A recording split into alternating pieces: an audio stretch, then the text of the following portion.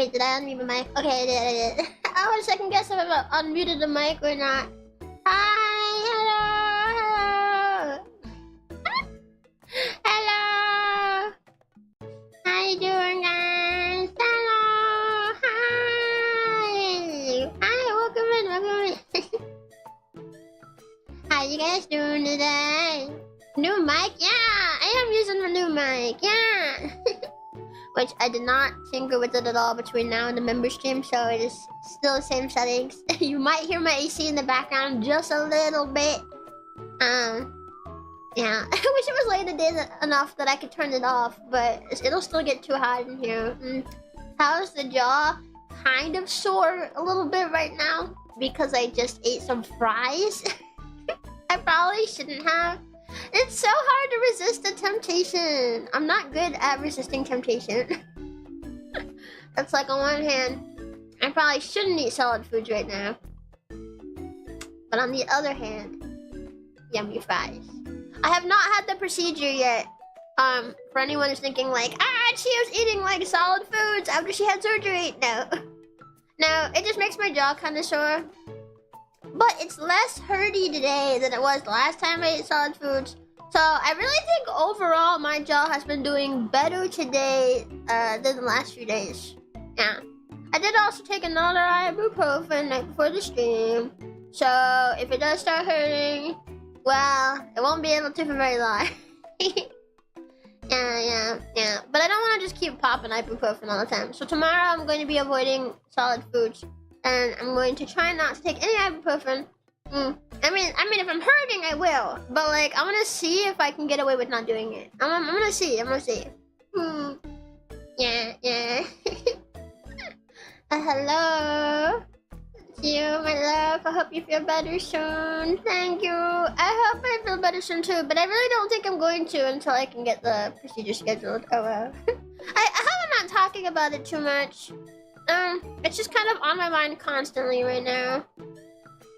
So I hope I'm not like talking about it too much, but yeah. How are you guys doing though? Were the fries worth it? I would say so. They weren't as good this time as like last time I ordered them, but they were pretty good. They like stacked like mega stacked toppings on top of the fries. Like I was not expecting to get that many toppings. I mean, I do order quite a few toppings with my fries when I get it from that place. But like, they put more on it this time than last time.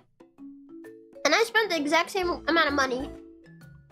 So I was not expecting like a freaking mountain of toppings when I opened it up. I was like, God! There's a mountain of food!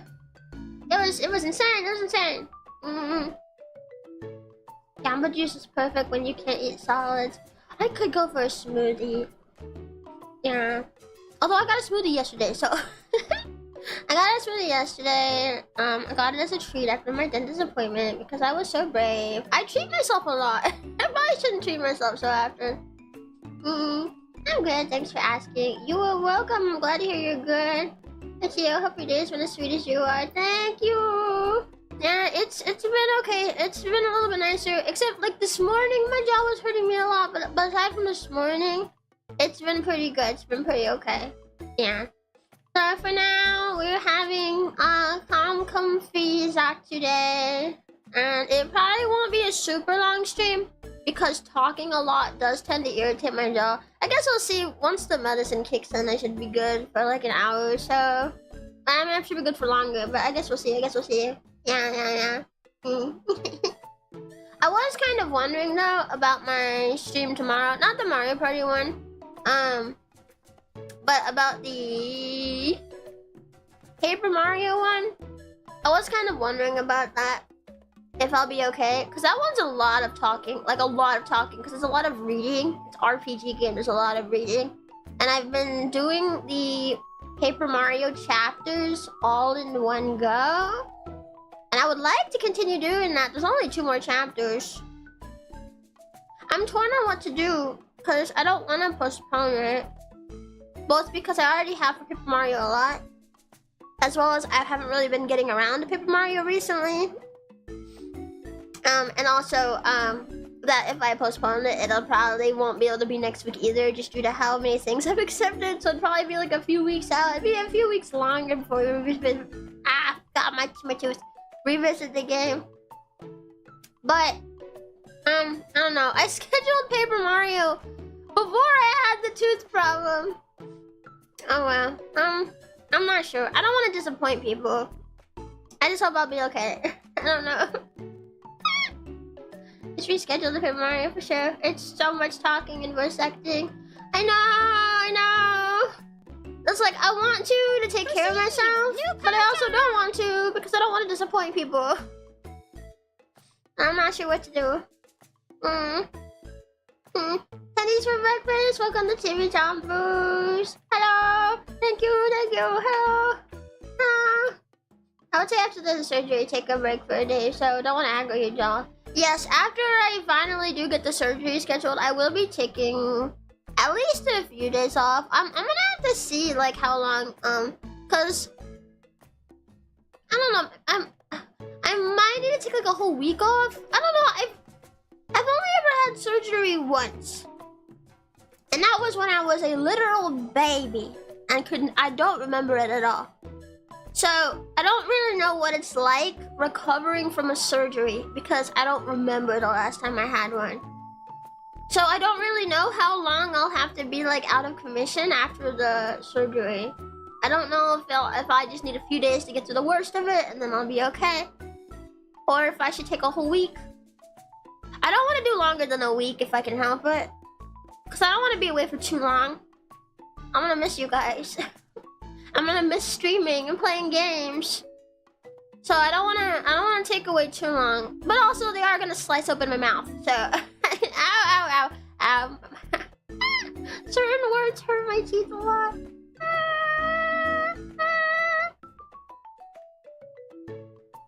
They are gonna slice open my mouth though, so I will probably need some time off to recover. This for the wisdom teeth? Yep.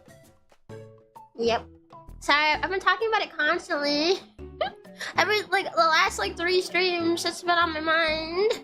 It's on my mind all the time. Chio gummy after they take all her teeth. They're not gonna take all of them, just the wisdom teeth. But they are gonna take more than just the offender, so I'm gonna be losing a few of them. If not all of them. I might get all of my wisdom teeth removed. I don't know. One of them's not even out yet. One of them, I still have one more. I can feel it. It's one on the top row. I can feel the tip of it just barely poking out of my gum. And it's been sitting like that for months. I can feel it's there. Just a tiny little tip poking out. And I don't know when the rest of it's gonna come out. But I hope it won't be like this too. There's more room up there though, so I imagine it'll come out easier. This one that's trying to come out now doesn't really have enough room to come out, and that's why it's causing problems. Because I already had another tooth come in around that area, so it's a tight squeeze. So I don't know what I'm gonna do if they take out all my wisdom teeth, but then I still have one that comes in later, just out of nowhere.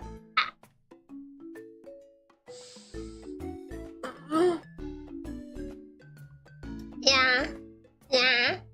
Sorry, your teeth are being stinky. They don't like when I say certain words. You can tell when I get hurt by my teeth. It's because I keep reacting to it. Are they gonna put you under or just dead in the mouth? I think they're just going to numb me. I don't know. They said something about IV sedation. So I'm gonna be half conscious. I asked if they could just totally knock me out, and they were like, well, we don't really need to do that. So what we're thinking is this other thing instead. And I'm just like, okay. Yeah. Does putting ice in your mouth help you? I don't know. It'll probably be way too cold though, I can tell you that. Sedation's pretty funny, not gonna lie.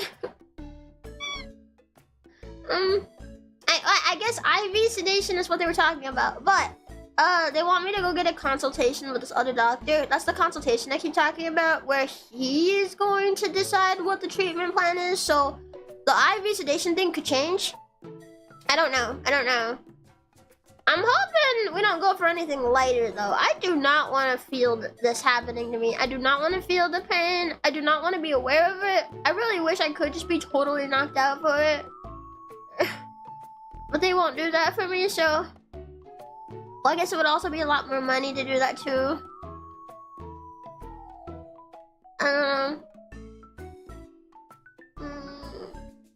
I kind of decided to myself that these fries were going to be like the last treat I get for a while, because I really need to save any and all other money I get to pay for the treatment. So those fries were like, okay, one last treat for the road, and now I need to set money aside. So yeah, I can't really like ask for a bunch more expensive things. I demanded to be knocked out. Didn't want any videos of me being high as a kite. I don't mind being high. I'm just nervous about like the actual procedure. Please record your drug movie self for us afterwards. I don't even know. Like, I've never been high at all in any sense of the word. Like, at all. Under anything. So, I don't even know, like, how I would act. I don't know. Apparently, though, as soon as I get home, I'm probably just gonna want to sleep. Because it makes you really eepy. So,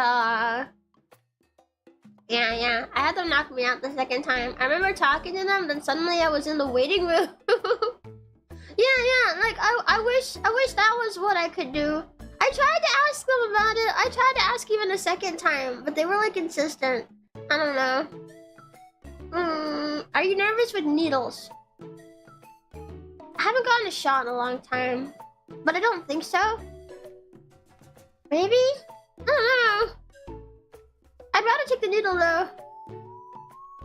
I'm more nervous about the drill in my mouth. You know. Chio laughing, guys, fun. We accomplished the mic fun.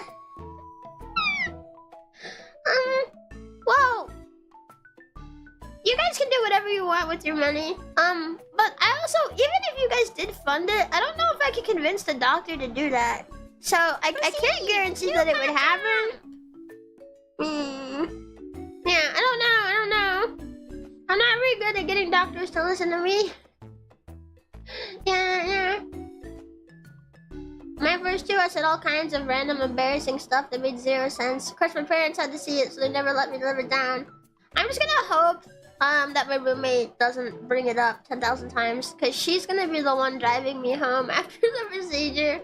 I'm just gonna hope. Well, I say a lot of weird things anyway, so maybe it won't be too out of pocket. Maybe it'll be like, yep, that's her. You know? Can't even tell the difference. Imagine Chio gets high and then starts leaking her secret VTuber life. Probably even live streaming to us and exposing herself. I would be terrified. I would be terrified if that happened.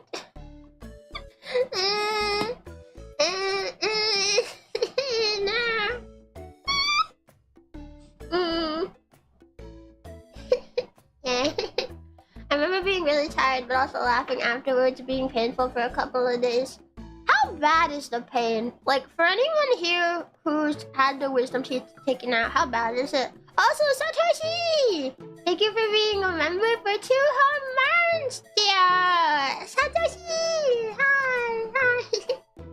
I feel Asian Quinn. I'm new here, by the way. Saw your YouTube short of you casting a happiness spell and was hooked. Immediately subscribed. I'm glad you liked it. Welcome. So many people liked that short. I'm honestly still surprised. Like Tora even complimented me on it recently. He was just like, wow, this got you more subscribers than anything else you did. This is really impressive. Good job, Chio. And I was like, thank you.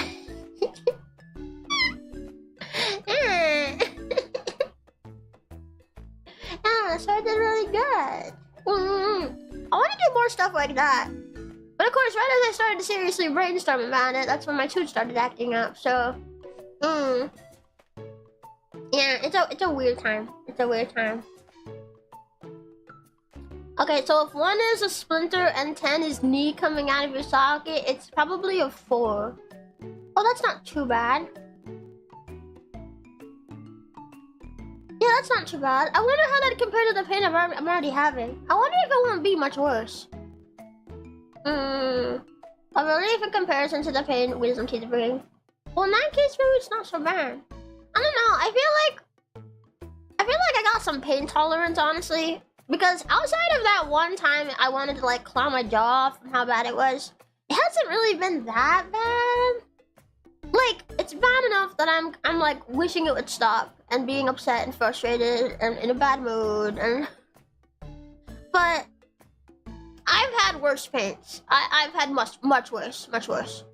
Yeah. It's funny because I've had so many people tell me like mouth pain is some of the worst pain you can have out of anything.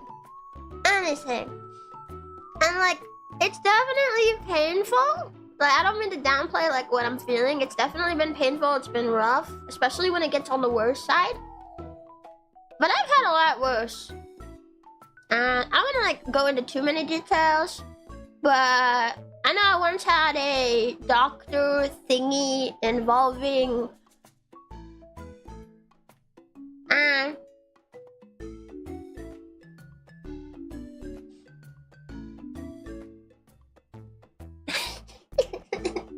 sorry, I got self-conscious.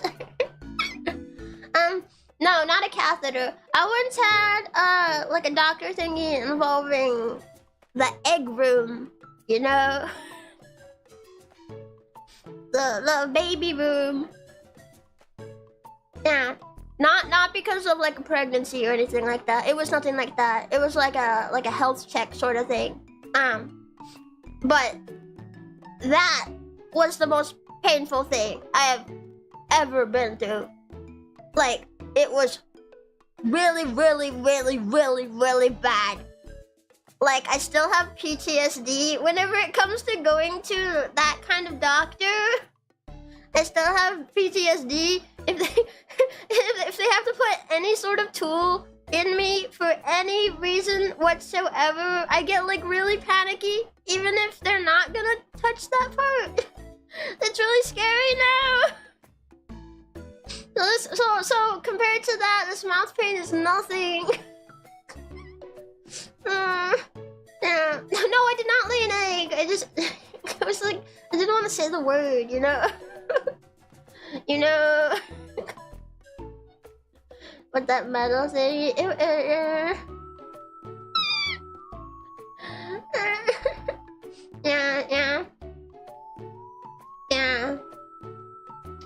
It was rough. She 100% laid an egg. I did not lay an egg. It was not baby related. You can have stuff happen to that general space without it being related to pregnancies, guys. That's not what it was.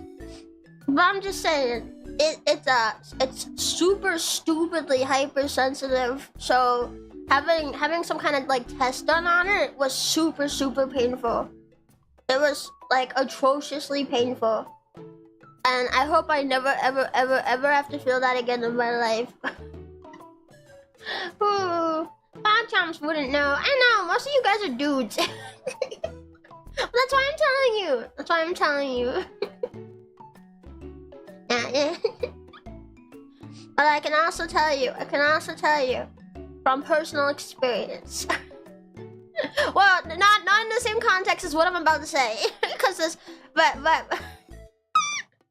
I can say all those hentai online where the pee-pee goes all the way in, like I mean all the way, like hitting the side of the baby room all the way, and they're like, yeah, it feels so good.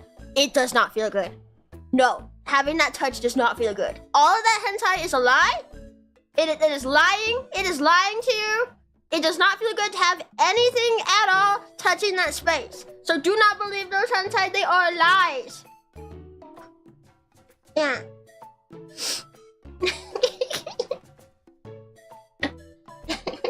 For me though, it was just a tool at the doctor. Not a pee-pee, so. Yeah. Most of us can't reach it anyways. That's a good thing. That's a good thing. Don't feel bad about that. Now I know 100% what the topic was.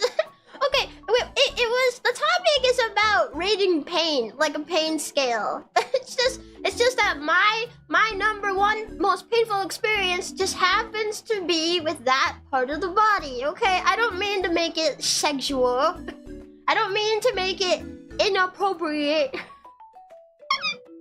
I'm just saying. This is educational. Yeah, I mean it from purely an educational standpoint. Yes, you were lied to by the media. Are you sure you're not high right now? I am 100% sure. I just talk about weird stuff sometimes, guys. You should know this by now. You should know this. Well, like, except for all the new people. You're probably not gonna know that yet. but I just talk about weird personal stuff sometimes. Conversation went from 0 to 100 to 1 paragraph. That's just Chio sometimes, man. Kidney stones are my maximum pain experience. Definitely do not recommend. They were way worse than everything with wisdom teeth. That's what I've heard. I've never had a kidney stone, but I've heard they are so painful. I mean, you're not really meant to pee rocks, so... Guys, anytime someone ever mentions kidney stones, use it as your personal reminder to drink more water so that way you'll never ever have kidney stones. Ever. ever. I've had some friends tell me that their friends have had kidney stones before. And they'll, like I have this one friend who told me that I think it was his roommate or his friend or something, they had kidney stones. And he could hear him screaming in agony in the bathroom for hours, like he was getting murdered. And I heard that story and I was like, gosh, no thanks. I'm gonna drink my water right now.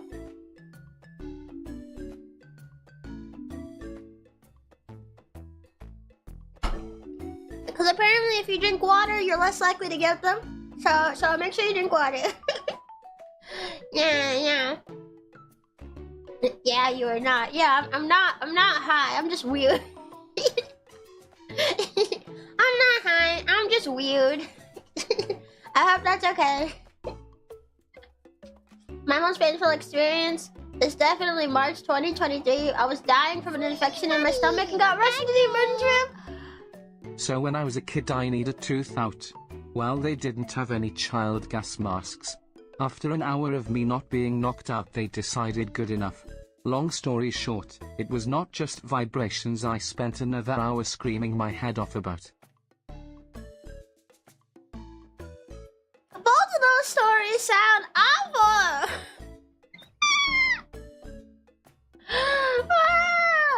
Shouldn't women have more tube space for a kidney stone? I don't know. Does anyone here happen to have the information for how wide a woman's urethra is compared to a man's?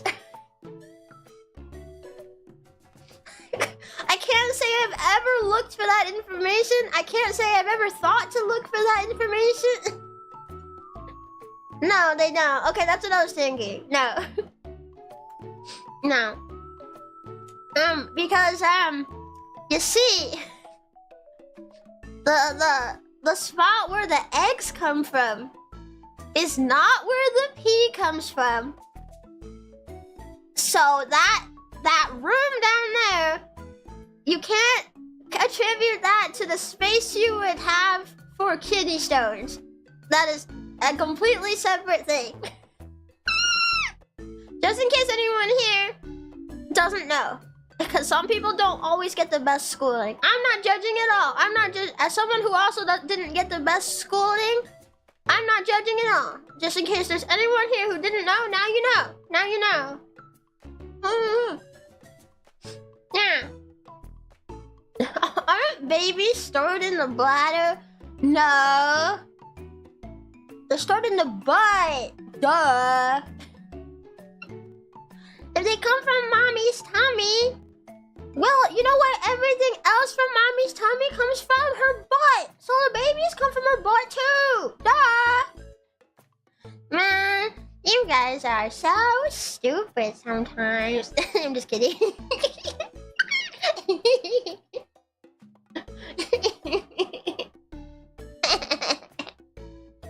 Yeah, man, babies come out of the butt. Yeah, didn't you know that, guys? This sounds painful. I don't know, if you can fit 2 full-grown raccoons in your butt, The most painful thing I have ever experienced was stubbing my toes on the kitchen counter a little too hard. And by too hard, I mean all my toes were at a 90-degree angle and I couldn't wear shoes for like a month. What?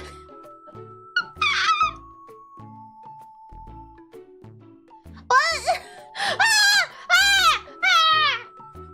That sounds I don't like the mental image it's giving me. Oh, but Shadi, you reminded me of my second most painful experience. my second most painful experience ever. Yeah, outside of the uterus tool touching. Second most painful experience. I was maybe 8 or 9 years old when this happened. Yeah. Okay, so I was at my grandma Dinosaur's house. And a thing that I would also like to do at her house was have little cans of soup. She would get those chicken and stars cans. And we would never ever have chicken and stars at my house, so I always got really excited whenever we could have chicken and stars at her house. So there was this one time I was in her kitchen. I was getting into the cupboards and I was grabbing a can of soup. So I grabbed one, little chicken and stars. If you know like the small Campbell's cans of soup, you know, like the normal size ones. I don't know if there's other sizes. I'm just saying like standard size. That's what it was.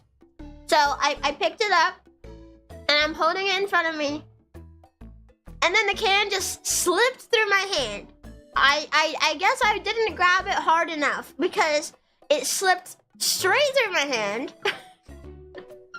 I had it grasped firmly in my hand just long enough to pull it out of the cupboard, but then once it was out of the cupboard, it slipped through my hand. And I was not wearing shoes or socks because I hate wearing shoes and socks, and I always have.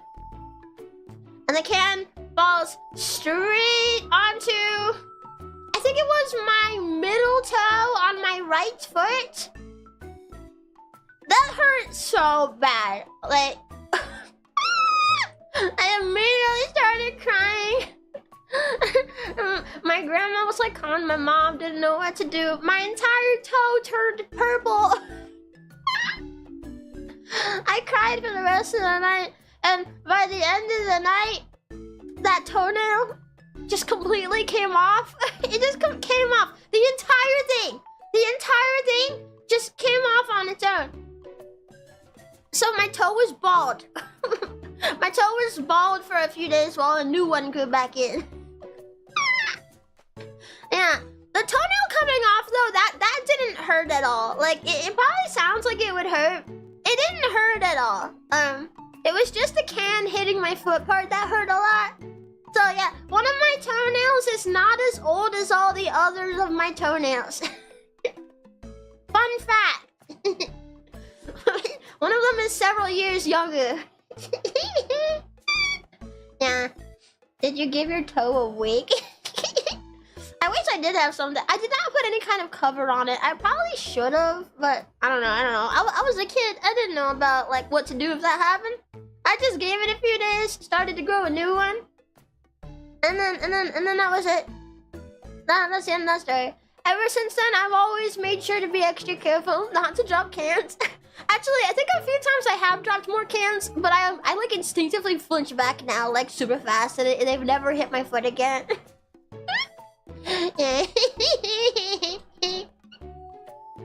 Yeah. The whole nail, naked toes must have been chilly. Yeah, the whole nail all came off at once.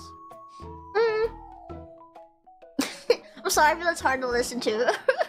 Don't worry, it was harder for me to go through it than it is to listen to it secondhand. It's okay though, it's okay. Yeah, and you know what? From you hearing my story, now you will always have a mental reminder to make sure you properly grip your cans. So that way you don't go through the same thing. Yippee! Chio is so helpful! Yeah. Sounds like that can hurt. Got him.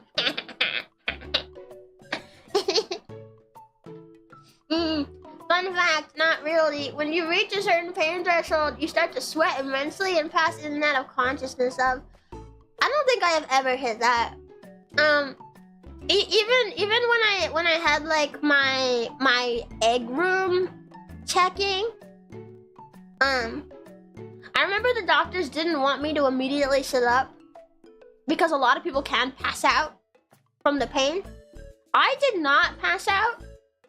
I was fine, but I was in horrible pain for the rest of the day. I remember I drove myself home. I got home. I hobbled upstairs. I took all my clothes off. I put my pajamas back on because I'm much more comfy in my pajamas at home. And then I walked into the toilet and puked from the pain. That's been the one time in my life I've ever thrown up from pain. Yeah, that was atrocious. How's your gums? Is it healed? Nope. I'll let you guys know once my procedure gets scheduled. That way you'll know what day to come on into my post and be like, we love you, Chio, and give me nice messages and stuff. I won't know. Right now, my consultation is scheduled for the 20th. I am trying to see if I can get it moved up more. Thank you. To come sooner. My most painful was with a soldering iron I dropped for class in school one time. Oh boy, better not let this hit the floor. Ink. Grip 200 plus degrees of burning hot iron in my hand and I felt like I was about to die. I am a dumbass.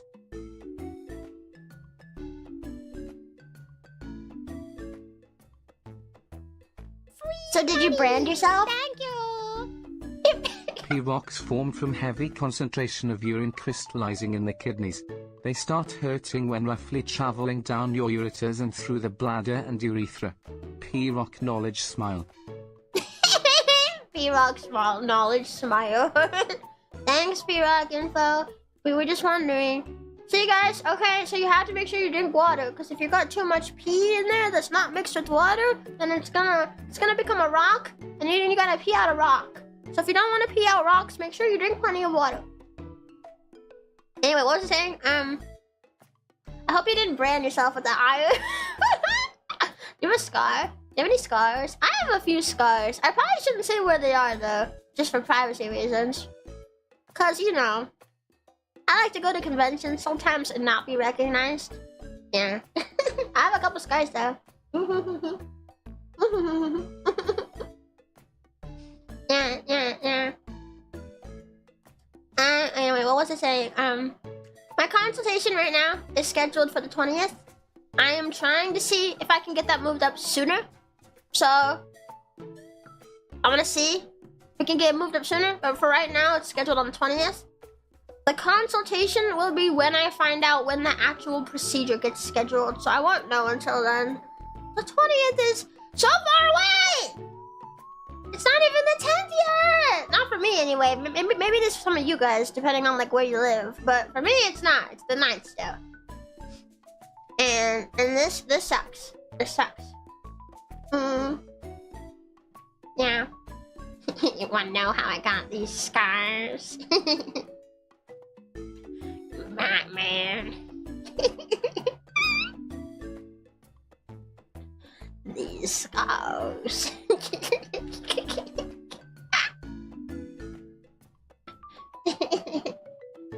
It's the the 10th here. It's the 10th for me, so skill issue, Chio. That's, even if it was the 10th for me too, that's still so far away.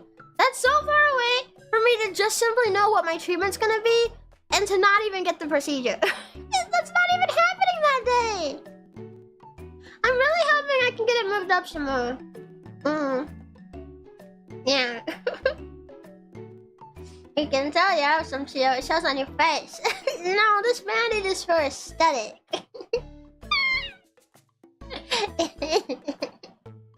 This bandage is for aesthetic. Yeah. Yeah. I'll never tell you what my scars are. And they're not on my butt, just in case anyone thinks that. They're not on my butt. So don't think they're on my butt, okay? Yeah. But sometimes I'm kind of surprised I don't have one on my butt. Because I burnt my butt a couple of times. My house has this wood stove in it. It's like an old wood stove. And we use it to keep like the living room area like warm and stuff. Well, I will very often not wear pants in my house. Or panties. I just kind of walk around. The roommate doesn't mind. We just vibe. So I remember this one time. What? So this happened twice. This has happened 2 separate times. Because I don't learn and I'm not smart. So I would stand by the wood stove in the winter time because it's like the only warm spot downstairs in the house. You know, my house does not have good heating, so the whole house gets really cold, except for around the wood stove. So I'm sitting like around the wood stove, and then like I'll be like chatting with my roommate. She's like in the kitchen or like nearby or something. We're just kind of chatting, whatever. And then I'll be often like looking at my phone, basically not paying attention. And then I lean back a little too far. And then I yelp out loud, jump away from the wood stove. And then I have to go tell my roommate, I burnt my butt again.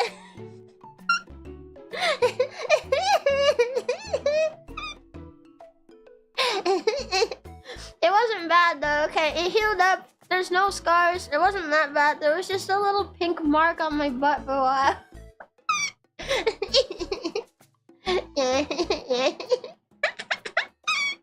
It's kind of funny. It's kind of funny. This has happened 2 separate times. I keep burning my butt. I think it's been the same cheek too. I keep burning the one on the right.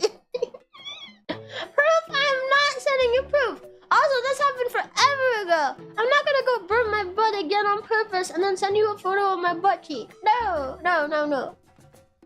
Did you want me to eat your food? Not really. We're pretty good about respecting the other person's food.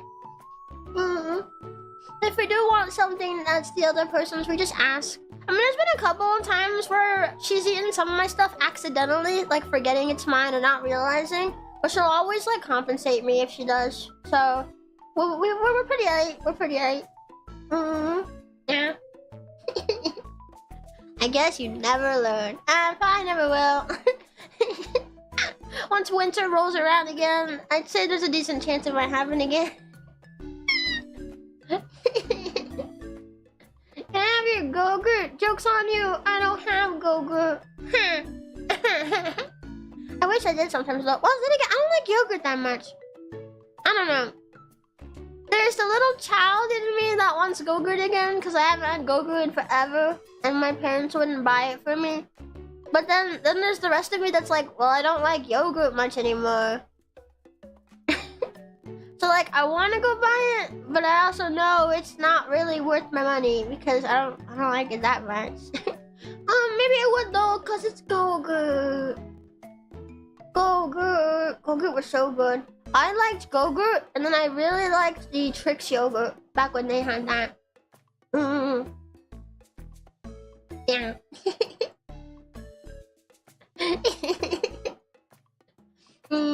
Yeah, the Trix yogurt was so good. I'm sad they got rid of it. Well, I remember I saw them, they got rid of it, and then eventually one day I saw it in stores again, and I got so hyped, and I was like, Mom, look! Trix yogurt! They brought it back! Can we have some? No. I said no. Okay. And then they got rid of it again. So now it's gone again. I'll never eat that yogurt. No idea what Go-Gurt is. It's basically yogurt in a tube. Like think like not like a hard plastic tube. It's like soft packaging, but it's basically a tube. So then you pull off one end, you put it to your mouth, and you like squeeze slash. I was gonna say slash suck. I feel like if you were sucking it out, you'd probably only get a little bit at the top though. You're mostly meant to squeeze it out. You squeeze it out. So it's kind of a fun way of eating yogurt. Yeah. And a lot of them, if you bought Go-Gurt, you get entered into the Danimals giveaway sweepstakes. To get on some cruise or something, I don't know. Yeah, it's pretty fun. It's a pretty fun way to eat yogurt. Go-Gurt was amazing frozen. I've never had it frozen, but I can imagine you freeze it, then you open it, and it's like you got a little yogurt popsicle. Leave it to us Americans to put it in a tube. Yeah, as soon as I realized I have to explain Go-Gurt to a non-American, I'm like, this is probably gonna sound really, really weird. It was fun, though. It was fun. Dude, the sweepstakes with Zach and Cody! I know! The Danimal sweepstakes with Zach and Cody! I grew up on Disney Channel, so I remember those commercials. They played all the time! I wonder what Zach and Cody are doing nowadays. Cole and Dylan Sprouse, what are they up to? I always wonder what my favorite actors are doing. Actually, I'm curious. My favorite Disney actor, what is he doing? What was his name again? Oh god. Okay, I'm gonna look up his character name because I'm forgetting his name. He is played by... Who's he played by? I usually remember his name, but this is... Okay, here we go. Caleb Worthy. He played Dez in Austin and Ally. What is Caleb Worthy doing nowadays? I loved Dez. He was my favorite character. He was so funny. What kind of things is he starred in nowadays? I'm trying to find. I don't know what page really to go to for this. Let me see.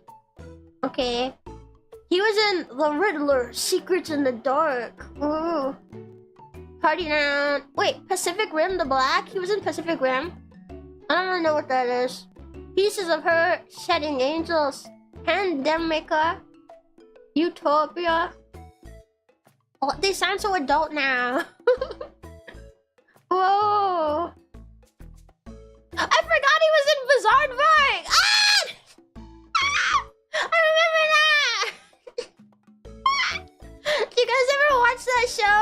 They made a Disney Channel show that was about YouTubers.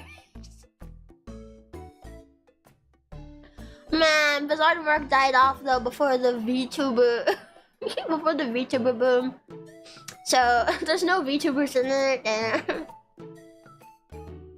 You know, remember Bizarre Vark where they put an advertisement in the middle of the theme song? I thought that was so funny.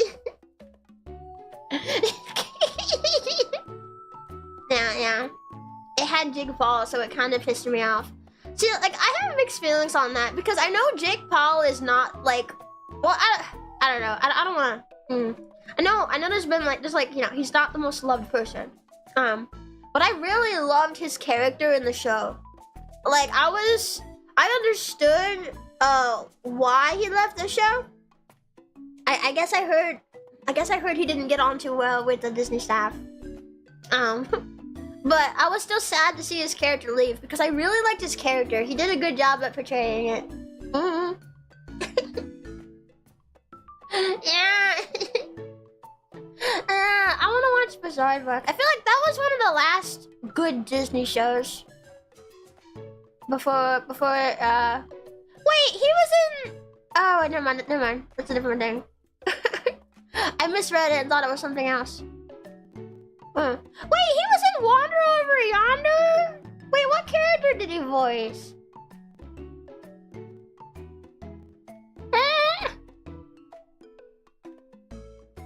Wait, what character did he voice?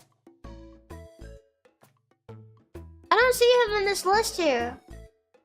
I liked that show when it was up there. I don't see him in this cast list. It says he's in here though. Tom Kenny? Why is the name Tom Kenny familiar? Oh, it's SpongeBob's voice actor. Wait, who does Tom Kenny voice? Commander Peepers.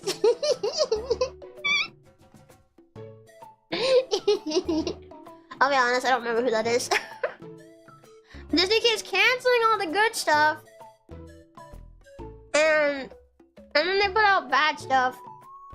Zarback was one of the last good shows. Yeah.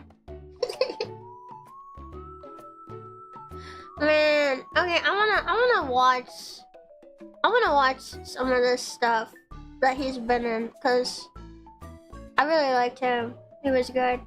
He's a good actor. Yeah. Did you watch High School Musical? No. Ow! I hurt my tooth again. Ah!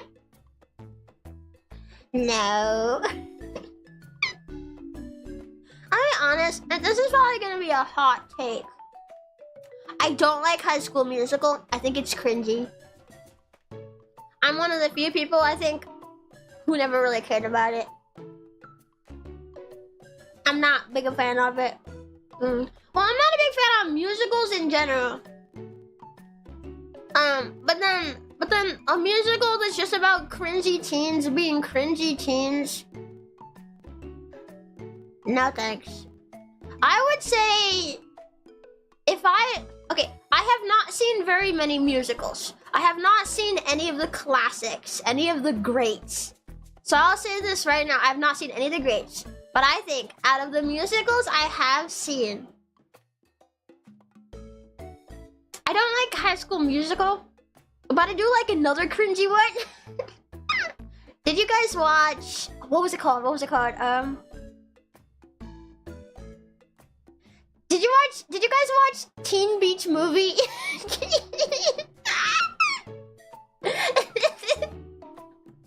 Did you watch Teen Beach Movie? It came out in like 2013. It was like all over Disney Channel for a while. It's the summer of paradise, cruising with the boys and girls. Surfing day and night. You haven't seen Teen Beach Movie? It's so dumb! It's amazing! And it has some of my favorite actors in it. Ross Lynch is in it. He plays one of the main characters. I know the girl that plays Maya. I'm sorry, I'm blanking on your name. I'm sorry. I know she also had a lot of great roles in the different Disney shows. I'm blanking on some of them though, but I remember she's really good at acting too. And then the actor that plays Bertram the butler in Jessie is one of the villains.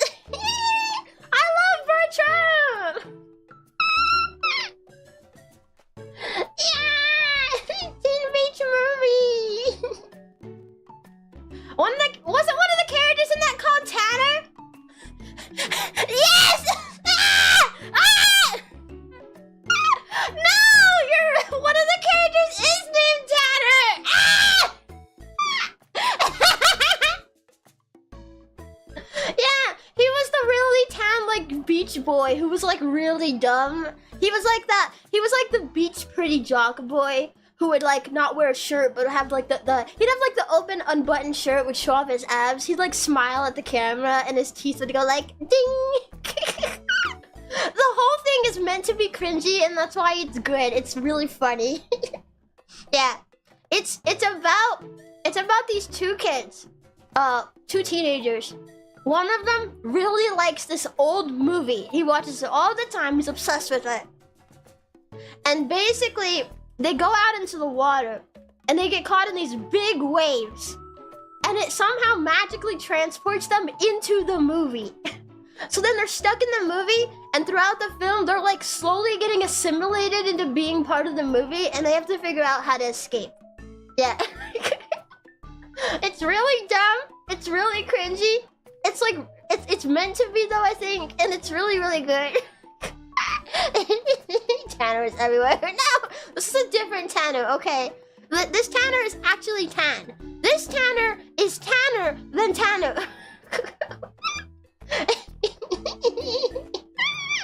It's a spoof on the old movies, which makes it so good. Yeah, you guys should watch it at least once. I love Teen Beach Movie. It's like the good kind of cringy. Okay, when a movie like is trying to be for the point of being funny, I feel like that's where cringe works. It's so good. Like, I want to sit down and watch it again. Money! Thank you! No! Yes. You're right, it was me in that movie. Those were tough times, Chio. I had to do what I had to do. Why do you think I ended up this way? I can never escape the past.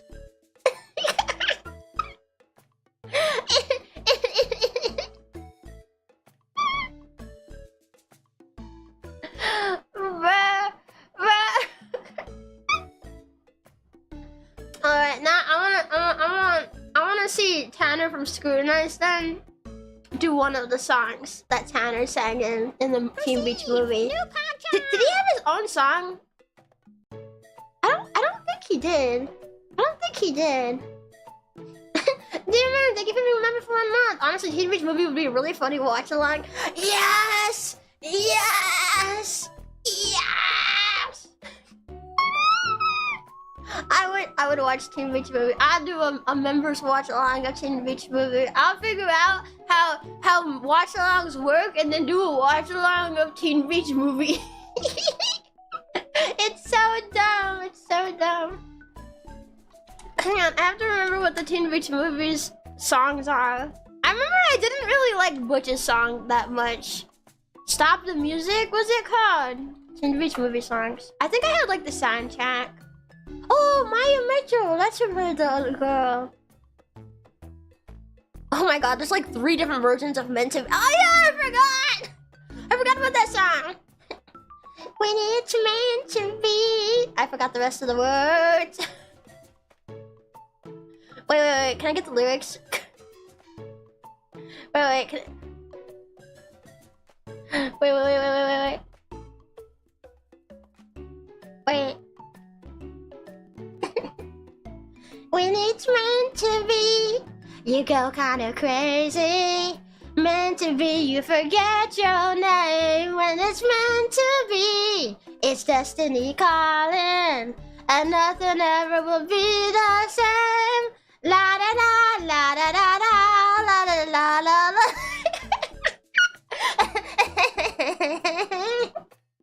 Oh no, it keeps trying to play ads. I've been dodging them this entire time, but I just missed them. I'll be honest, I don't remember the tune for the entire thing. Wait,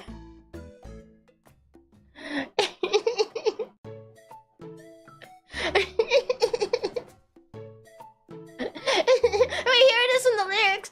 La da da da da da da la da da da da da da da da da da da la da da da da da. There's like 3 different versions of that song in the movie.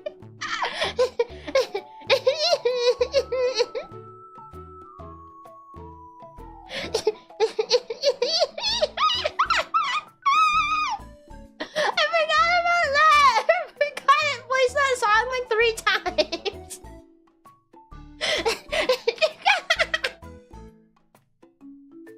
Did you see they added the original Pokemon Mystery Dungeon to the Switch Online Game Boy Advance? I did see that, yeah. And I saw a lot of people excited about it, but then it just kind of made me wonder, like... Wasn't the one on the Switch like a remake of the original? Wait, don't I have that somewhere? Someone gave me money to buy the game, I think, at one point. And I think I finally bought it, and then I totally forgot that I have it around here somewhere. I have no idea where that is. I have no idea where that game is now. Yeah, I did see that. I did see that.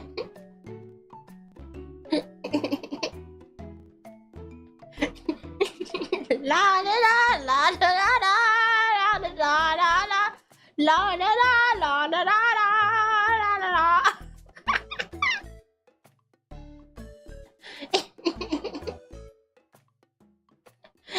Oh, I wanna watch Teen Beach Movie now. It doesn't have Caleb Worthy in it, but it was really funny.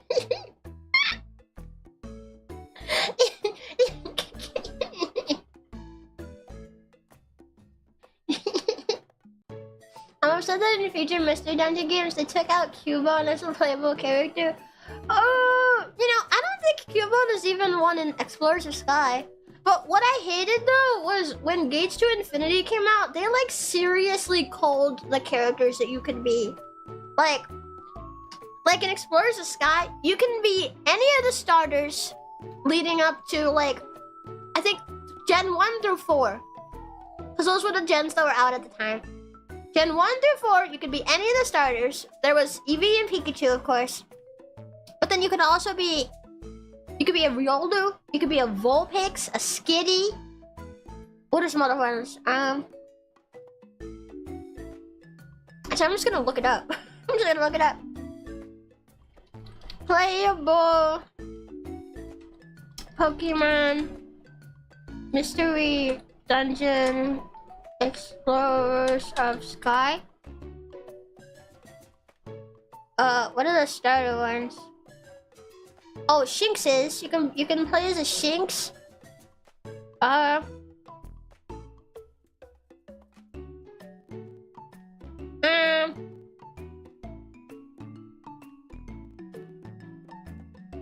Let me see. Can I find like a full list of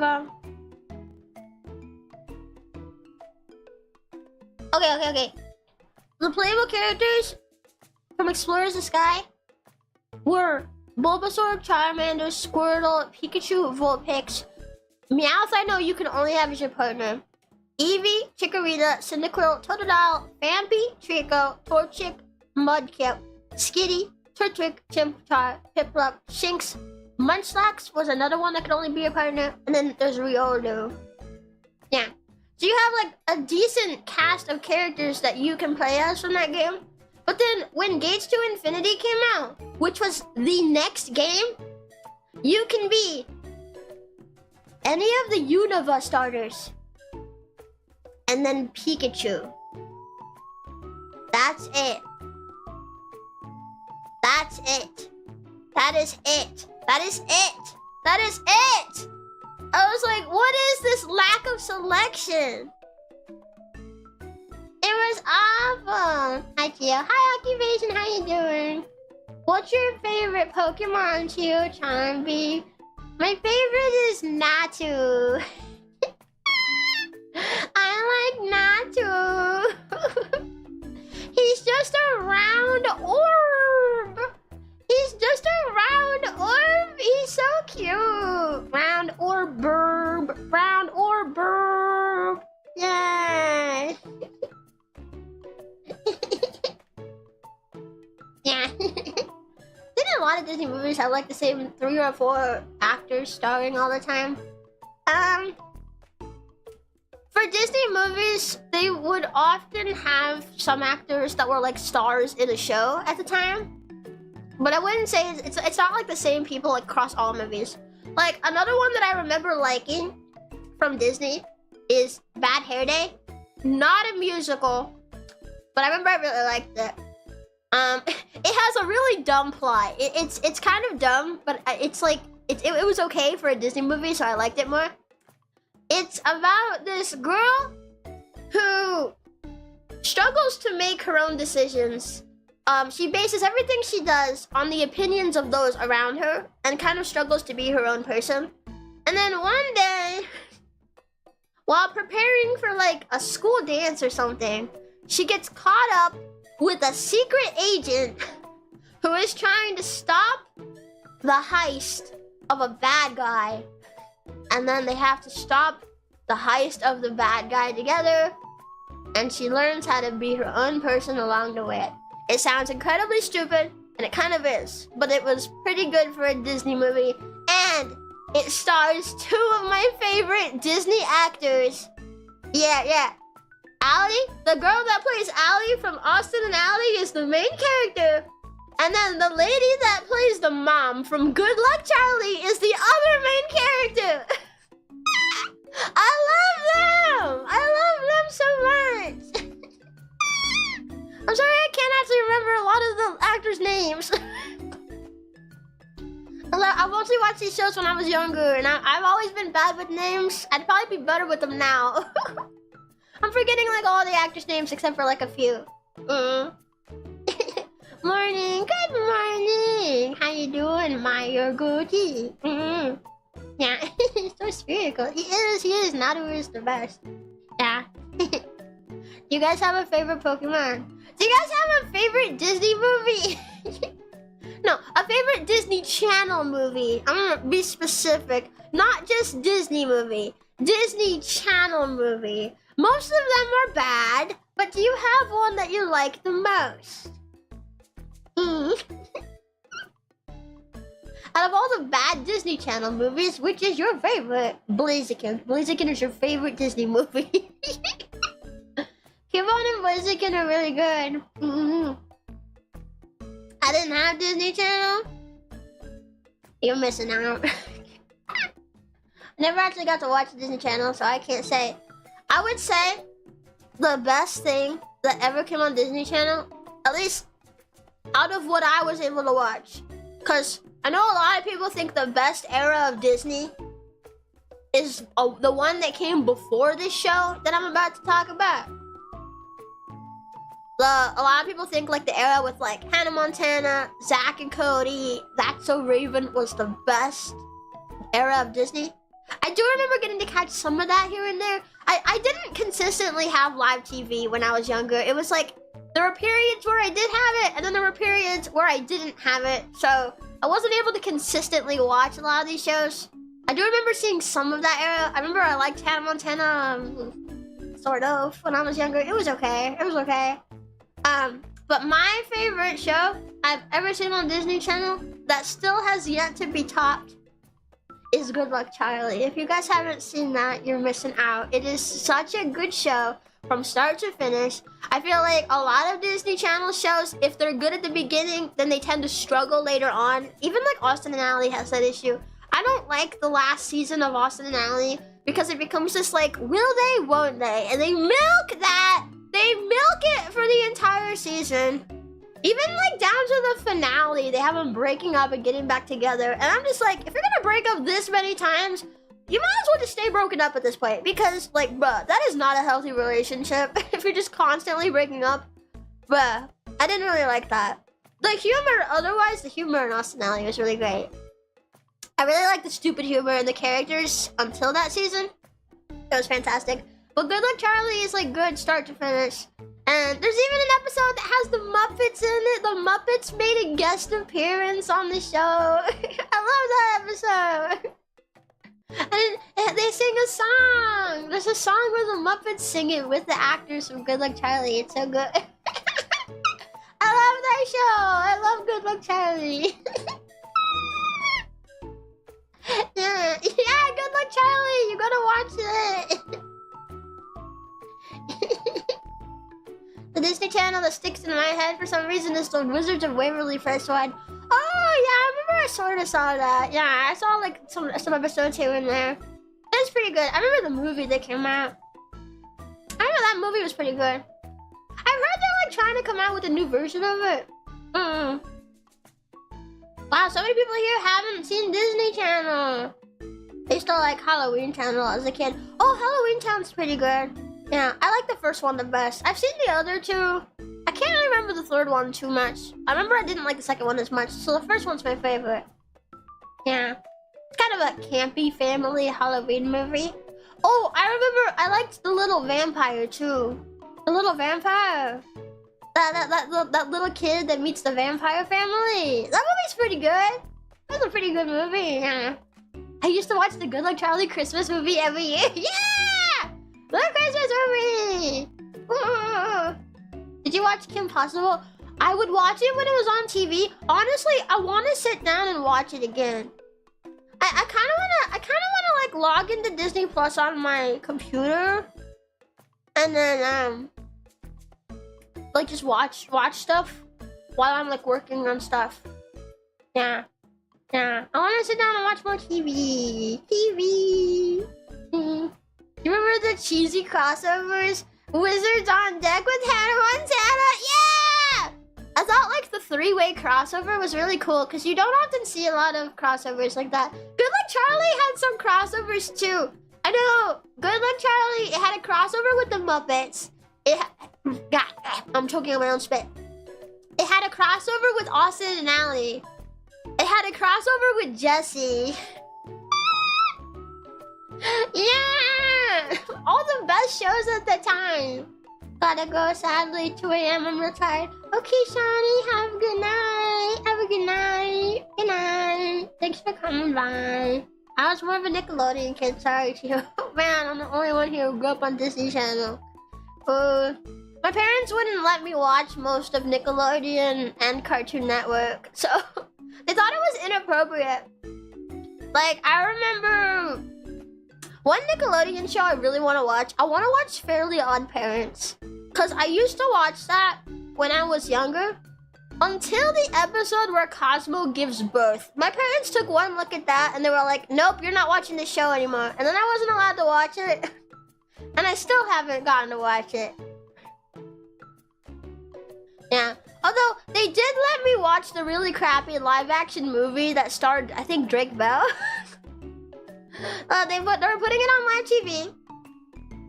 And, I didn't want to miss it. I wanted to see it. My mom let me watch that movie, so I watched it. And then after that, I thought, like, okay, I'm allowed to watch, Fairly Odd Parents again. So I went back to watching the cartoon. And I remember my mom walked in one day and she was like, what are you doing? And I was like, I'm watching TV, I'm watching Fairly Odd Parents. And she was like, you're not supposed to be watching that. And I was like, well, but you let me watch the movie. And like, yeah, that was the movie. That was a special thing. You're not supposed to be watching that show. Now turn it off or find something else to watch or turn it off. And I was like, okay. So now I still haven't gotten to watch it. But I keep seeing like Nickelodeon pages pop up on my feed every now and then when I'm scrolling Twitter, and a lot of people are talking about the new Fairly Odd Parents show. I haven't even really gotten to see the old one. I want to watch it. Yeah. Parents can't handle a pregnant man. My parents were kind of really sensitive. They even banned me from watching some Disney Channel shows. I was not allowed to watch Jessie and Austin and Ally for a long part of my life. The ban on Jessie was because my parents happened to see... Okay, there's a troublemaker character in the show. One of the kids. His name is Luke. And he is like usually a troublemaker, but there is this one episode where his troublemaking is like dialed up to like 11. And he's honestly acting like a manic child who's off his meds. It's pretty up there. Yeah. So my parents saw that episode and they were like, you don't need to watch this. And I remember trying to tell my parents like, no, like, he learns the lesson at the end of the episode. Like, he's not usually this bad, and at the end of the episode, he gets scolded, and there's a lesson taught. And I tried to tell my parents, like, we're not gonna be influenced by this. We're not gonna be influenced to be bad. We recognize that this character is just acting bad for this episode, and that he gets taught right from wrong at the end of it. I remember my dad's being like, nope, you're not allowed to watch the show anymore. I'm like, nah!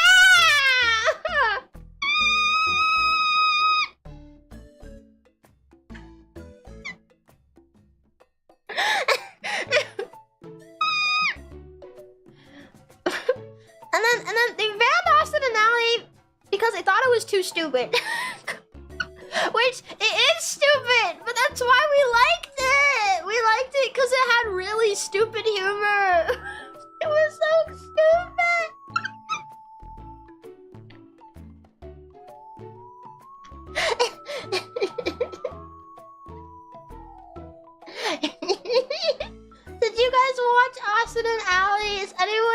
get my Austin and Ally references if I drop some. that episode where Des picks up a phone and he dials a number because they're talking about Boy Scouts and bird calling, like a bird calling badge for Boy Scouts. So Des picks up the phone, calls a number, lifts it to his head, and he says, "Hello, Miami Zoo." Kaka!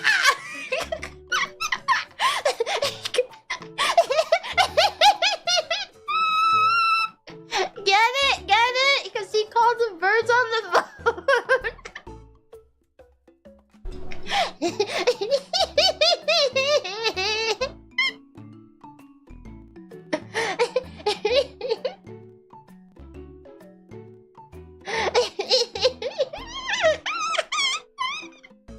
And then the episode where Ally like tries to be hip on Twitter. Hip on Tweeter. They called it Tweeter in the show.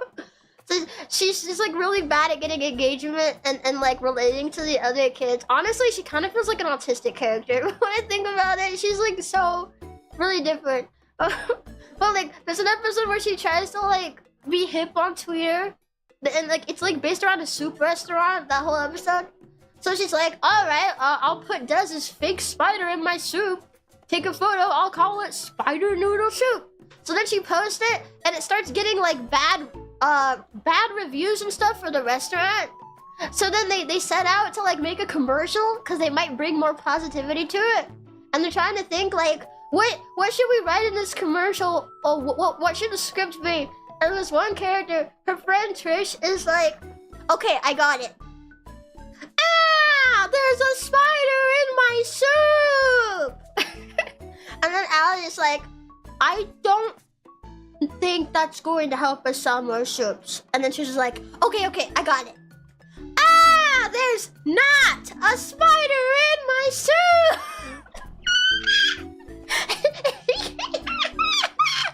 Free money. It's so stupid. Andrew B, thank you for the $5. I'm too old to know this, but isn't Austin and Ally about the two teens who were musicians? Yeah! It's about the singer and the songwriter who become partners. It's so stupid. I love this show. Let me just sit down and do like entire Disney Channel show watch it. Or do you think Disney would come and sue me for that? I kind of want to watch Austin and Ally and Good Luck Charlie with everybody though. It's so dumb. You guys can know what you're missing out on.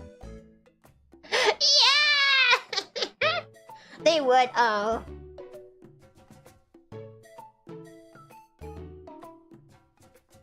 But I want to. Okay, no, like it would be a member stream, and I would choose to not monetize the content. I don't know if that would be enough, but maybe. Well, Disney can't sue me for it because Disney's not a member. So don't send Disney a membership. Don't give them a membership, so they won't find out. Okay, no, in reality, I'll ask management what they think. But yeah, because it's Disney, it might not be the safest idea. I'll ask management though, and get their advice and stuff. I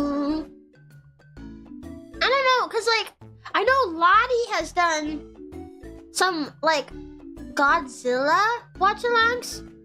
Godzilla's a Japanese movie, and Japan is also really strict with copyright, but she was able to do a watch-along of it. So maybe it would be okay for us to do watch-alongs of some Disney content. Maybe.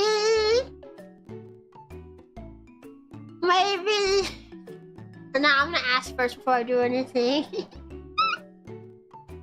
Streamers generally don't stream the actual show. They watch it at the same time with their friends. I know, but I have seen some watch-alongs that'll have the actual like feed in there. And I'm I'm not really like the most well-versed in watch-alongs. I would prefer if I could have the actual feed on my screen, but I'd have to like look into that and like see if that's okay and stuff. I think a certain cat hacker did a Drake and Josh watch-along. Really? Really? Oh, that's amazing! Yeah! That's quite risky though. Well, that's why I'm gonna ask about it first. Just to make sure. If it's a no-go, then we can't do it. But if maybe we can. You know, there's no harm in asking. No harm in asking. I'll ask them after the stream. I just got like Austin Alley music in my head.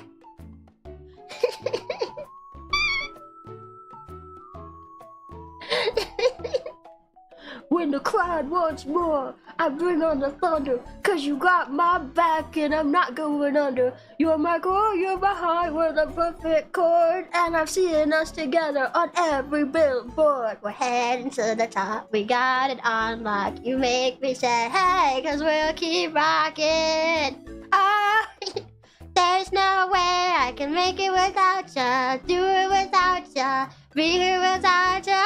It's no fun when you're doing it solo. With you it's like, whoa, yeah, and I know I have this dream. And I got you with me. There's no way I can make it without ya. Do it without ya. Be here without ya. I have that song on a CD around here somewhere. I have like an Austin and Alley Season 1 soundtrack, which I hate because all my favorite songs are from the later seasons. Whoa, whoa, oh, whoa.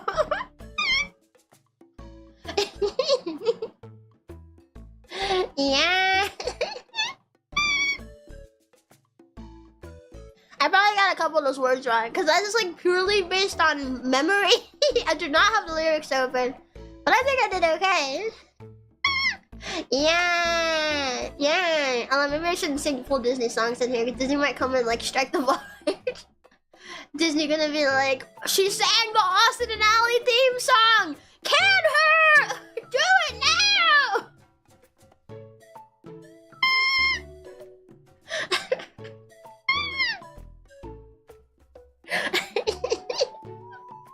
Well, it was nice knowing all you guys.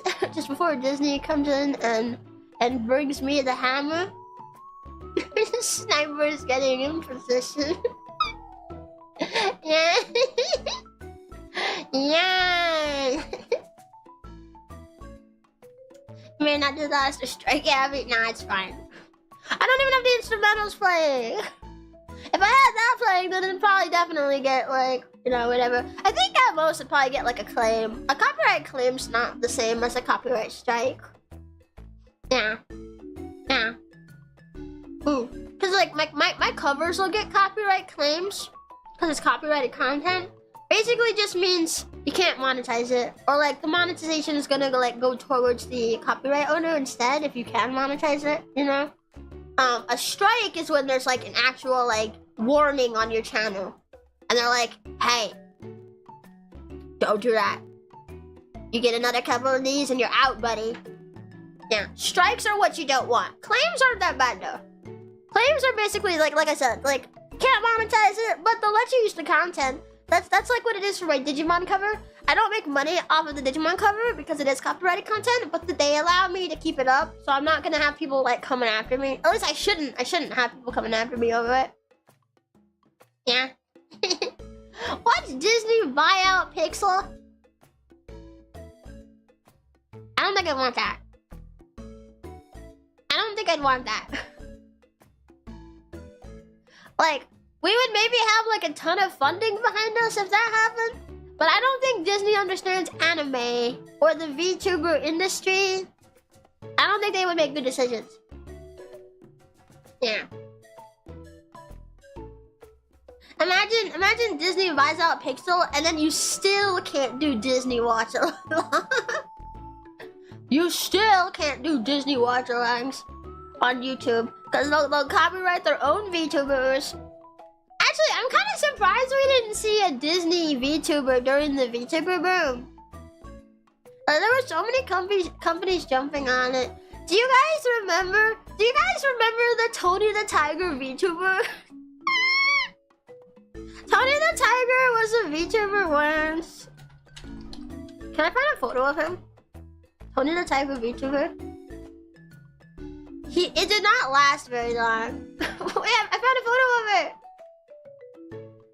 Now, do not put that in my Chio fan art folder. Okay, I found the photo. Whenever I say Tony the Tiger was a VTuber, there's always at least one person going like, "What? Tony the Tiger? Yes! Tony the Tiger was a VTuber." Hang on, I'm gonna put this up on screen. Look! I don't know why there's like a white border on the edge of the image of this. Look, Tony the Tiger was a VTuber. I also don't know why his ears are like on his headphones. Actually, I've heard other people be confused by that too. This is real. This happened. Some people just weren't around in the VTuber scene when this happened. This was very short-lived. He became a VTuber and then started getting sexualized by all the furries and then got uncomfortable and then he quit. That's literally what happened. Which, I just have to say, I feel Tony the Tiger is the perfect example of a company that did not understand the industry that they were coming into and only did purely based on the money. Let me make this smaller so you can see me, so it's not just Tony the Tiger. Reason being, literally everyone, including me, saw that coming a mile away. As soon as Tony the Tiger VTuber was announced, I remember seeing that, scrolling on Twitter, and I saw that, and I remember thinking like, he's gonna get sexualized by furries, he's gonna be uncomfortable. Well, I guess you can't really predict the uncomfortable part of it. I don't know, but I'm just like, the furries are gonna come out, man. That is exactly what happened. Yeah. It's like, the VTuber industry. See, here's the reason why Tony doesn't really fit. I loved having Tony here for, I actually did not get to catch any of his streams. I did not watch any of his streams. So, but like, I did like having Tony here, but the issue here, is that Kellogg's is more of a family-friendly sort of company, you know? They make the cereal, a lot of that is marketed to children. And here's the issue. Here's the big mistake they made. You should always research the industry that you're coming into, because the VTuber industry is not really for kids. There are VTubers that cater to kids, like they do exist, but they are very few and far between. Most of the industry is aimed at like teens to young adults, mostly adults. And I don't mean like lewd content. No, it doesn't have to be lewd content.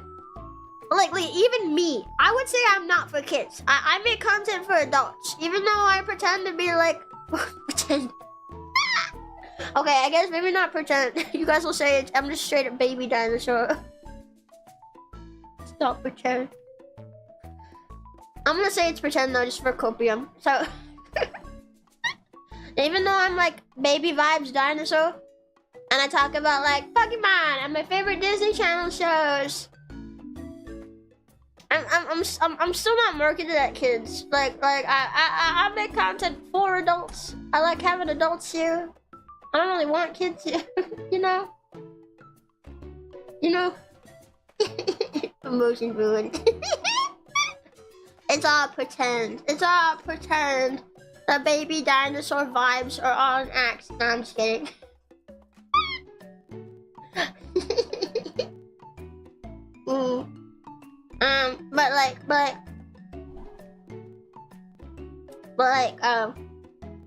Yeah. The industry, most of it, like, I would go as far as to say like 98, if not 99% of it is for adults. And that's the mistake that Kellogg's made coming in here with Tony the Tiger. 99, that is at least. Now,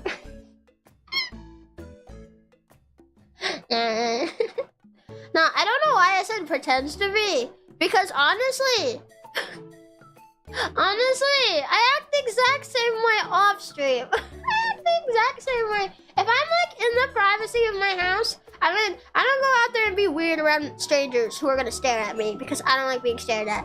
But if I'm like in my house, I act like the exact same way. I don't know. Sometimes words just come out before I can think, and then I'm like, wait, no, that's not really right. Yeah. You're probably gonna say that's copium, and I'm like, no, Chio, you already said it. It's pretend. You've been lying to us this entire time. But you can take it or leave it. That's my explanation for my words coming out weird. Was that a train? Yeah, it's a choo-choo train. Boo. Yeah. I live near train tracks, so sometimes your train's going by. Yeah. Hopefully he's getting some good therapy. Honestly, I never saw any of it myself, so I don't know how heavy it was, but like, I don't know what else you would have expected. I don't know what else you would expect coming into the industry. Yeah. I mean, if you know anything about it, that's the thing. Yeah. Chio, you may not be for baby dinos, but you're sure as hell a baby dino. I don't know whether or not to say I am anymore. I do sometimes call myself a baby though. I admit I have very baby energy. I know I do. I just don't like being babied all the time. I want people to take me seriously. Yeah, you did hear a train. That was a train. It was on my side because it went past my house. Ooh, we're all staring at you. Yeah, but it's different. It's different when it's on stream. If it's outside my house, everyone's eyes are directly on me, and I can see those eyes directly on me. Yeah. So like, you know, there may be almost 150 people like staring at me right now, or honestly, some of you guys might just be listening. If you're like listening while you're doing something else, you might just be listening. But you know, it feels different. It feels different. I can just be myself here. I'm comfy here. Also, I know you guys like me for who I am. You guys like me and all my quirks and weirdness. I don't have to worry about, you know, people giving me odd looks. I don't know. I get people giving me odd looks though over like, sometimes I'm just standing there. So like, I don't know. Maybe I just exude weirdness. Yeah. Can't tell you how old Chio is. I have a problem with figuring out people's ages. Oh, well that's okay, because I've been open about it. I'm 66 million years old, or 2 days old. One or the other. It kind of changes depending on the day. Yeah. I got a feeling somebody's watching me. Yeah. Yeah. Tanner likes you too. Well, I don't like Tanner. Anyway. Oh, I'm about to be the gas in my car. No! Well, see, now that I'm here in modern times, it would be illegal to turn me into fossil fuel because now I am a citizen of the world. I am a citizen of America. Yeah. So you can't come and turn me into any fuel without also like committing a murder. So go ahead and try. I'll backfire on you. Citizen of Dinoland, America. I wish I could turn North America into Dinoland. That'd be so cool. That'd be so cool. Dinosaurs everywhere. Yeah. It's been more than 2 days. No, silly. VTubers don't age unless they say so. And I don't say so. So therefore, I am forever either 66 million years old or 2 days old. It will never change. It is permanently here. Maybe it's a side effect of time travel. I can just say that. It's a side effect of time travel that I will never ever age ever in a day of my life. Yeah. No, not that kind of say so. No. That's on Big Dino Land. I know, it'd be massive. It'd be huge. The biggest dino land in the entire world. Yeah, yeah. Yeah. Imagine the traffic jams. I think if we had like all the extinct dinosaurs back here today, that'd be a major societal shift. You have to like accommodate for wild, like giant carnivorous lizards. Yeah. Yeah. We probably have to all start building like apocalypse shelters so we can live there with our canned ham and canned tuna while the dinosaur rampage happens outside. But you know, since I'm a dinosaur, maybe I can communicate with them and ask them to spare you guys. Yeah. Yeah. They'd probably go immediately extinct again. You think so? You think so? Isn't that the plot of a Jurassic Park movie? I think that's the plot of like a lot of Jurassic Park movies. I don't know. I've only seen the first Jurassic Park. I've seen the first Jurassic Park and the first Jurassic World. Yeah.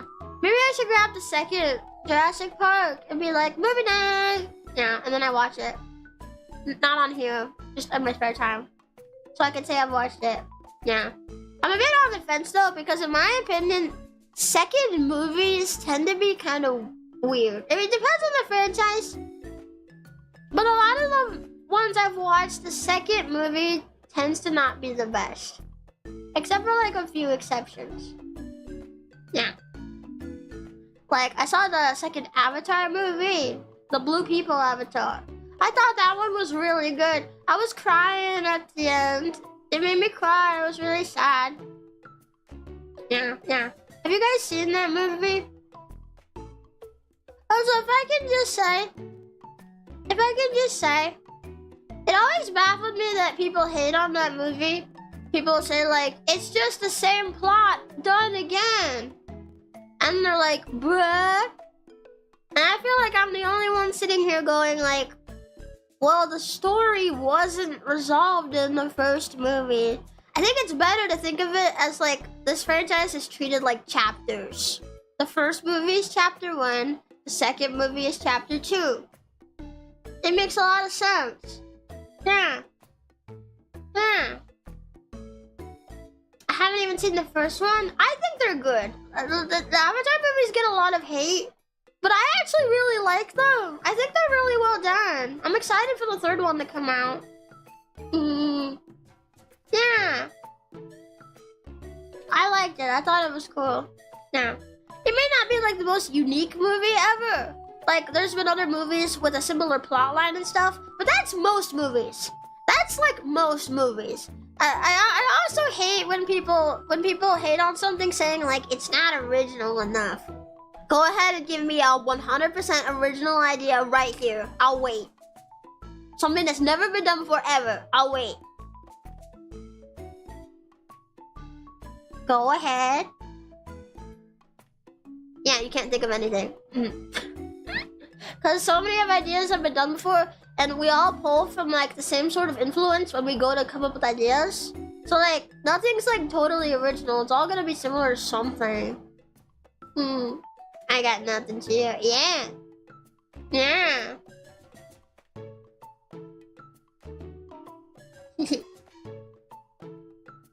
A language based on smell. That could be unique, but I'm talking plot line. Give me a plot line. Like, not a small aspect. Like, because you can make small aspects unique. But we're talking the plot line. Because that's what people always hate on Avatar for. So this is what we'll look at. Can we come up with a totally unique plot line? You probably can't. But like, a lot of stuff has a lot of similarities to other things. Gotta go, Chio. Thanks for the stream. Bye, Overlord. Have a good day. Bye. Bye. Now. Storytelling has been around since human thought, so every story has been told in one shape or form. Yeah, like, I feel like if there are totally original ideas out there, they're gonna be really hard to think of because so many ideas have been done. You know? Yeah. And like, you can find similarities between stories that you probably wouldn't even think to compare. You know what movie? You know what movie has a lot of similarities to Attack on Titan? Guess. Guess. Guess what movie I'm thinking of that has like a lot of similarities to Attack on Titan. Guess. I bet you won't get it. Maze Runner, Pacific Rim, Claymore, Citizen Kane? Kane? Kane? I don't even know that one. No. Paddington? Really? I haven't seen Paddington, so I can't really... I can't really tell you. No. The Attack on Titan movie? No, it's not Attack on Titan. It's not related at all. Misery, Rampage? No. But I like how all these ideas are like movies that probably have a similar vibe to them. The Dragon movie with Christian Bale? No! Okay, no. You wanna know? You wanna know? You wanna know what it is? I haven't seen the other movies besides the first one, so I can't speak for any of the sequels. But the first one, the Trolls movie. The Trolls movie with the really colorful trolls. It has a lot of similarities to Attack on Titan. It's about little people that have to fear a giant threat that will eat them. They've moved themselves far away in a secluded area to protect themselves. Both series have like vine-like or like thread-like maneuvers in order to avoid getting caught. For Attack on Titan, it's the 3D maneuver gear, but they have like the ropes and stuff. For the trolls, it's their hair. They whip around, they're avoiding getting caught. There's like 3 major similarities right there. There might have been another one. I haven't seen the Trolls movie in a long time, but like there's 3 right there. They are really similar. The one with the grandma backstory. Yeah, singing killed my grandma.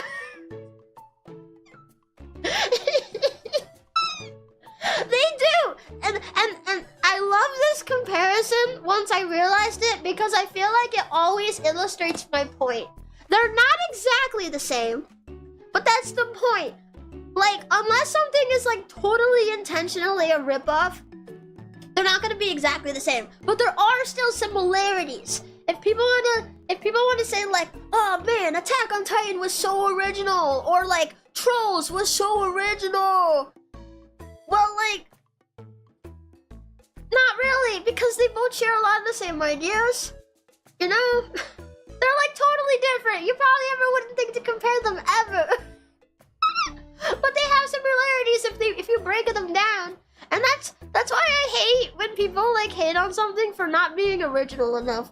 I understand it if you're saying it's a copy of something else. If something like did copy something else, then that's one thing.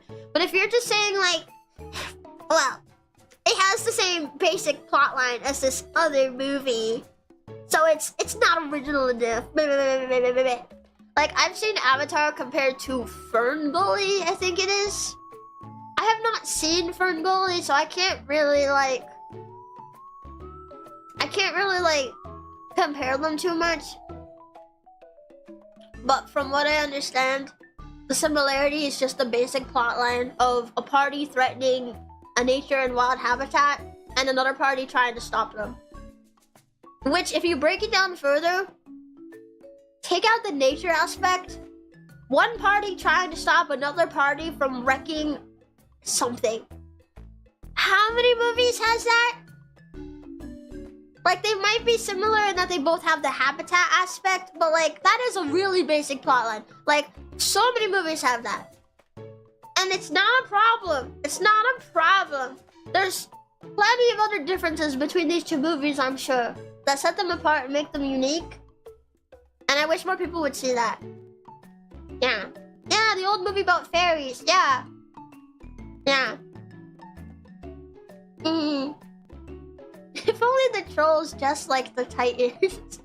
You mean the Bergens? The Bergens were the ones that ate people. Which I don't think I want to see Bergens. Just like Titans. No thanks. No thanks. Food Wars ripped off Ratatouille. Now I want to see Gordon Ramsay, like a little CGI Gordon Ramsay on top of someone's head under their chef hat, telling them it's fucking raw.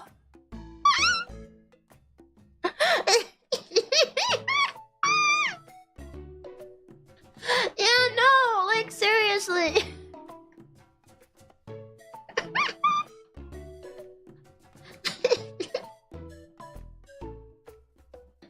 No. Yeah, they're both about food, so they're just total rip-off of each other. You want to know another movie that shares a pretty similar plotline to Ratatouille? Or like a similar message anyway? Maybe not plotline, but like message? Zootopia. They're both about following your dreams and that anyone can be anything, you know? Well, really, Ratatouille is just more a great person can come from anywhere and not to judge. But Zootopia is kind of on that line too. They're kind of on that line too. If anyone can be anything, then that also means a great person could come from anywhere, you know? In a way. They're not exactly the same message, but they're like similar. Like, there's similarities to be found in so many ways. In so many things. Avatar is mostly a retelling of Pocahontas in space, but does it differently. Yeah! Yeah, and that's like totally okay. Yeah. Like, I've seen some people, I've heard before, I don't know how true this is. So you can like correct me if you guys know the answer to this. But I have heard that the original pitch for the Alien movie was Jaws, but in space. I've heard that that's what the sales pitch was. When they went to go pitch Alien, they said Jaws, but in space. And that's pretty much what it is. And like, both of those movies are classics. And I have never seen anyone say like, well, Alien is just a rip-off of Jaws. Like, even though so many movies share similarities, only some movies get the hate for it. Yeah, they did say something like that. Jaws in space works for me. Yeah. That's what the sales pitch was. At least that's what I heard. The game I'm talking about also had a literal encyclopedia you could look into and read. They put a crap load of effort. Wait, what game is that? Eh? Wait, did you say it in chat and I missed it? Remember Avatar the game, the one that let you play as a human. I never played any Avatar games, so that sounds cool. I heard they were working on one where you could choose to play as either humans or the Avatar people. I can't remember what they're called. They're not called like Pandorans, are they? Probably not. But I heard they were making a game where you could play like that. I haven't heard anything about it in a while though. That was a while ago. I wonder if they're still working on it. The Navi! Thank you. Yeah. You know what'd be really funny?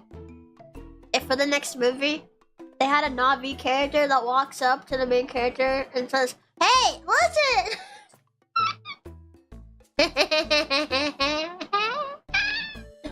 Get it? Because he's a Navi.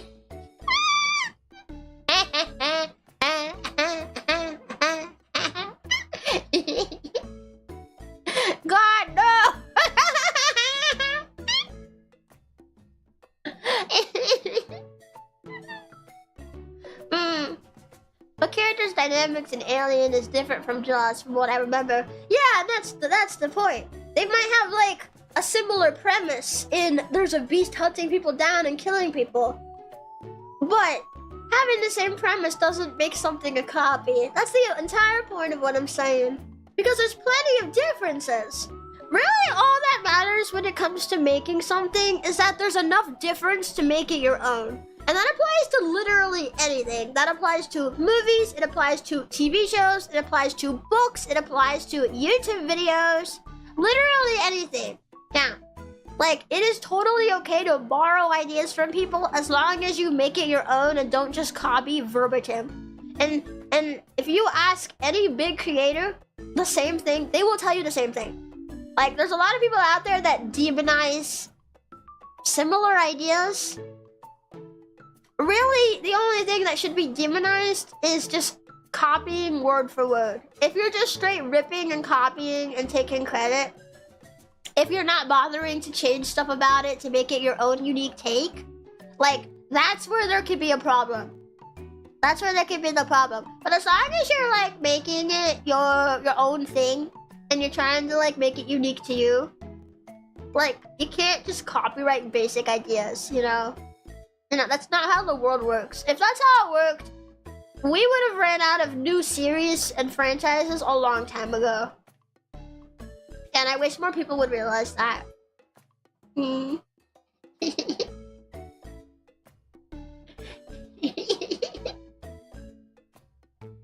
like seeing all the reactions to my Navi joke.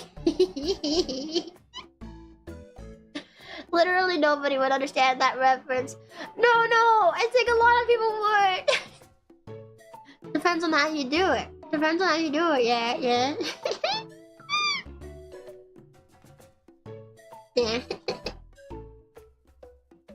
It's done differently. The biggest difference for Alien compared to Jaws is the environment. Yeah. And you know, that can be enticing for a lot of people, you know? Because I would say, while I'm not usually a huge fan of sci-fi movies, I would say, if I'm taking dangerous predator hunting people down, and there being like a lot of victims while trying to stop the thing, which is basically the basic premise of both movies. If you're really breaking it down to its core, that's the basic premise of both movies. I would say the alien sci-fi aesthetic is more interesting to me than the like old-timey beach aesthetic. Yeah. So like different things can appeal to different people. So like, it can be nice to borrow ideas and stuff. Cause like, imagine if like, okay, Jaws is made, and then literally nobody ever could use that premise of creatures hunting down people trying to stop it. That's also the same basic premise as a lot of horror movies. I don't know if Jaws counts as a horror movie. It might. But like, there are so many horror movies that have that exact same premise. Like any monster movie, it's pretty much the same thing. Now that Jaws has been made, we can literally never have any movies ever about monsters killing a lot of people. Oh, the original Halloween movie is out. Well, now we can never have any more slasher movies besides Michael Myers. That's where it's dumb. I wish people wouldn't be so dumb. Nah. I don't get it. It's a Zelda reference. If you know Navi from Ocarina of Time, that's what I was referencing. She says, hey, listen! And they're called the Navi. So a Navi saying, hey, listen. It's a dumb joke, but I thought it was funny. Yeah, having similarities isn't plagiarism. Yeah. I thought of Jaws as more thriller. That's what I was wondering, because I've heard it's a thriller as well. I don't know if it would fit into the horror category. I haven't seen it. I haven't seen a lot of those old classics. It kind of depends. I don't know. I think the biggest distinction between horror and thriller is like, horror is meant to be scary. It's meant to scare the viewer. It's meant to be horrifying. But I feel like Jaws and Alien would be horrifying. Well, Alien I think is more of a horror movie for sure. Like, Alien is a horror movie, right?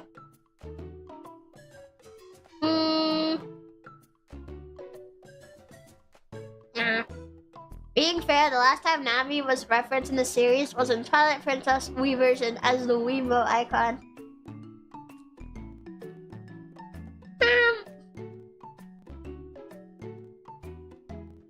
Was that specifically meant to be a Navi reference? I don't know. I would argue though that even though Navi hasn't been referenced in Zelda recently, Ocarina of Time was such a massive phenomenon, people are gonna pick up on a Navi reference. Like, you might not believe me, but I would say 100% certain, as long as you... It's gonna depend on how you do it, I think. Because, hey, listen, could be something a normal character says, right? So it would depend on how you do it, but I would say if you do it with enough of a nod, you know, if you do it in the right context, I think a lot of people would pick up on it. Because Ocarina of Time was just, you know, yeah. Hey, my eye is itchy. My eye is itchy. Whoa. Whoa. Okay.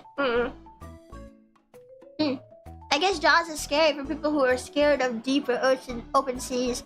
Yeah, but that's not really the same as being classified as horror. That's like the same as like saying Subnautica is a horror game. I've seen some people say that.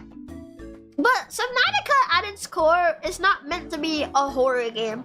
Like, there are areas with dark, murky waters, and there are areas with big fish that will try to attack you and stuff, you know? So there's areas that might put you on edge, but that's not the same as the entire game being like a horror game. And I would say with Jaws, it's the same thing. Like, I would say there has to be more intention behind it for it to be a horror. Because you could also say the same thing about some other games. Like, is there a fear of like really hyper messy spaces? Is there a fear of really messy spaces? Is there like a phobia about that? I'm gonna Google it. I'm gonna Google it. Phobia of messy spaces. Ataxophobia is a fear of untidiness or disorder. Ataxophobia is an extreme, irrational fear of disorder or untidiness. People may feel intense distress in messy environments, or even while thinking about disorder. Okay. So with this information, with the logic of saying Subnautica is a horror game because people of the ocean might be scared of it, I could also say any Find the Hidden Things games are horror games because they're scary for people who have ataxophobia. I'm just saying. I'm just saying. No, not ADHD. Like, I mean like a phobia. Yeah. Yeah, literally any Find the Hidden Things game would be horror for someone with ataxophobia because there's always stuff everywhere. It's not organized, and that's the entire point. It's to make stuff hard to find. So I'm gonna Google what makes something horror? The goal of horror is to create a sense of dread in the reader through frightening situations, themes, and images. Some elements that can make something horror include fear, instilling a sense of fear in the reader. I guess this is within the context of like a book. Unknown, introducing an aspect of the unknown. Cliffhangers, really? No, that's not explicitly horror. But plot twist. Oh yeah. Hopeful endings. Writing an ending that contains hope. Okay, this is the AI overview. I think you're stupid. A hopeful ending makes something horror. You're stupid. Okay, I'm gonna scroll down to the next thing. Horror is a genre of literature, film, and television that is meant to scare, startle, shock, and even repulse audiences. I would say that's a better description of it. Yeah. Sometimes the AI overview is like, okay, so I started reading that one to see what it had to say, but the AI overview on this one's kind of dumb, I think. Yeah. So this is the first source from an actual site. Yeah. Which I would say this is accurate. I think horror is meant to be intentional. I think it's gonna be intentional. So like something like maybe having some atmospheres that are maybe spooky to some people based on some things in it. That's not really the same as like the entire game being a horror game. You know? Like, you wouldn't say Ocarina of Time is a horror game, but it sure does have the scariest undead areas of any Zelda game. But like, I would say those areas are horror, but that doesn't make the game overall horror, you know? That's what I'm trying to say. Yeah. This is very educational. Yeah, can't argue with that logic, right? Yeah. Chio logic, very good, because Chio is very big brain. There's also a difference between random jump scare and the intention of horror. Yeah. I have major pet peeve is any like horror game where all it is a jump scare fest. I know some people will say FNAF is that. I think FNAF to an extent can be that, depending on what game you're looking at, because I think some are more horror than others. But I hate when people I'm gonna try to think of a nice way to say this, because this is mostly for indie titles. I'm not a fan when the game is basically do this small task and then you kind of just get jump scared here and there. I don't know. Well, I see a lot of indie games that are like that. It's like, collect these items without getting caught by this thing, and you get jump scared if it catches you, and that's it. Like, I want to see more games that really try to instill horror. I want to see more games. I want to see more game devs research about psychology and learn like what makes people scared and why. Why does it make people scared? I want to see a game dev go and research that and then like implement it into the game and really try to make a scary atmosphere and experience. You know? Because I've seen a lot of games where like they just throw some gore in it and they call it a horror game. Gore's not scary, gore is gross. There's a difference. Gore on its own is not scary. I don't know, maybe some people are really scared of gore, but like I feel like you wanna think to a broader audience, especially like if you're trying to appeal to horror gamers. A lot of horror gamers are going to be used to that stuff already, so if you're just using gore, like that's nothing. And then like just jump scares. I feel like the first FNAF game was more successful as a jump scare game because it would build up like some atmosphere and stuff. Like you could hear footsteps coming down the halls. You could hear like the ambiance. You could hear sometimes like the music of the carousel in the main area. It would turn on sometimes. And you could hear the music like coming down the hall. And there's like ominous noises. And it would put you on edge. And then you might get a jump scare. Jump scare is more effective. Like a jump scare is really meant to be like the cherry on top. That's how I like to see it. It's meant to be the cherry on top, right? It does its best when you're already like uneased and scared and stuff. So if you just try to make a game that's just jump scares, that's like giving someone an ice cream, but it's just cherries.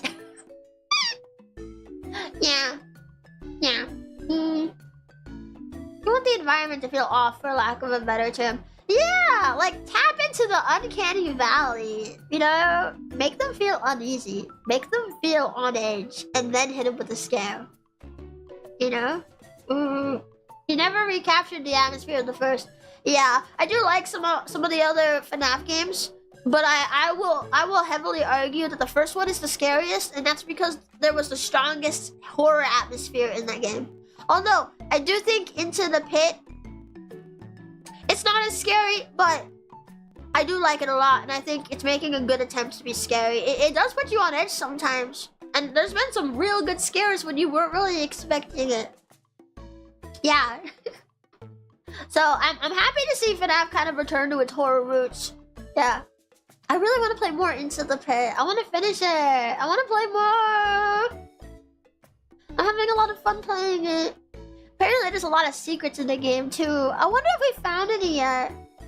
Well, I mean, FNAF, I think, always has secrets. That's like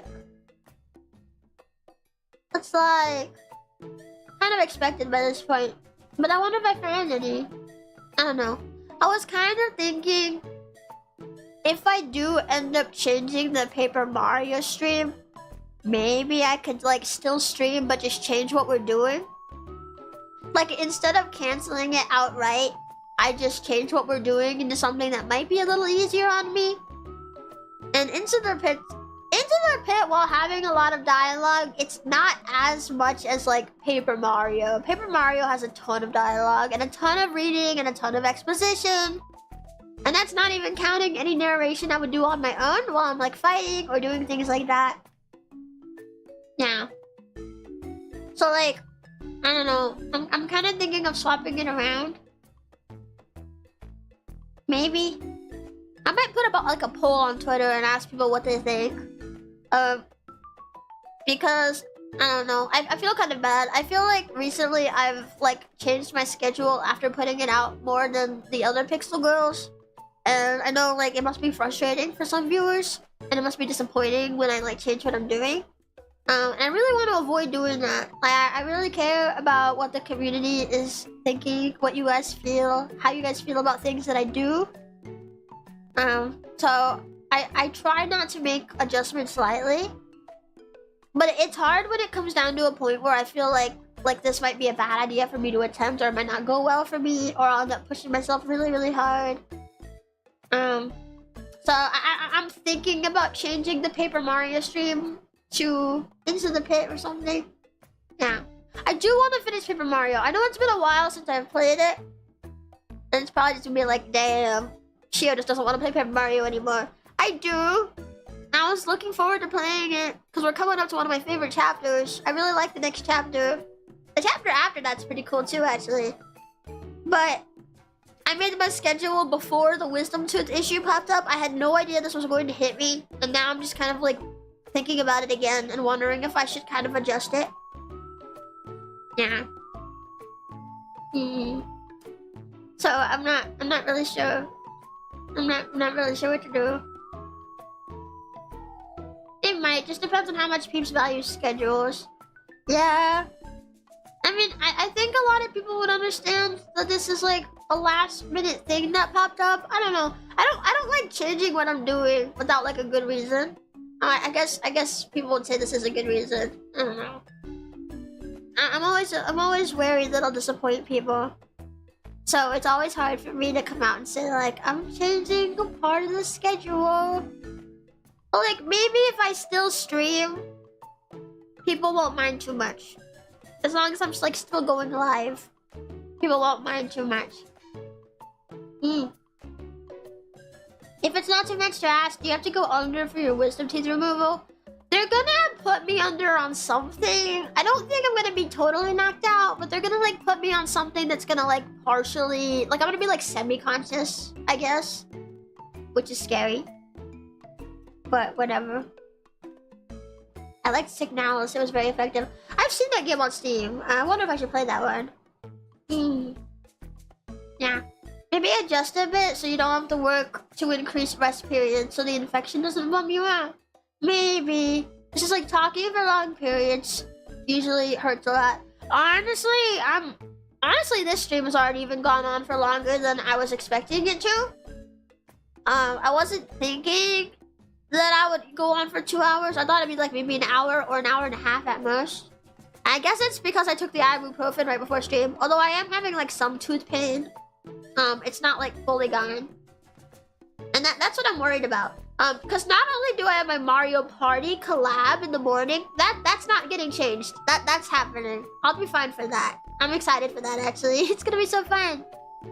But not only do I have that in the morning, but then I also have the Paper Mario stream later, and it's the back-to-back streams combined with one being heavy narration while I have my teeth issue. That's why I'm thinking about swapping it. Like, Into the Pit will still be a lot of talking, but it'll be lighter than Paper Mario would. So I might swap it around. Running local anesthesia, I don't think I could. That's what they were telling me they might do. Well, they were saying IV sedation. I don't know. I really want to be knocked out fully, but doctors are gonna doctor. They don't really wanna change that. At least it didn't seem like the ones I talked to wanted to. They didn't feel it was necessary. And like, I guess I can understand that.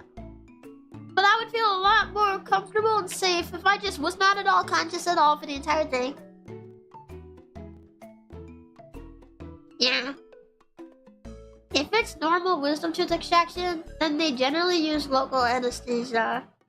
Yeah, I don't know. I had some people tell me like, well, if they're removing more than one tooth, they'll usually put you under. And they did tell me they were going to remove more than just the offending tooth. They were going to remove more of my wisdom teeth. But they still weren't putting me under all the way. It actually was confusing some people when I told them about it, because they were like, huh? But you're getting multiple teeth removed. Oh, you hit Nan Johnson. Have a good night. Oh, it's 4 a.m. My God, some of you guys stay up so late just to talk to me. I appreciate it a lot. Make sure you take care of yourselves too, though, okay? Okay. Hi, Chris. HU, I love your design. It's absolutely adorable. Hope your mouth is okay. Thank you. Right now, it's hurting me a little bit, but it's not too bad. But I've been trying to time when I take painkillers, so that way I can still stream and stuff. I'm trying to be strategic about it. Yeah. But I also don't want to become like...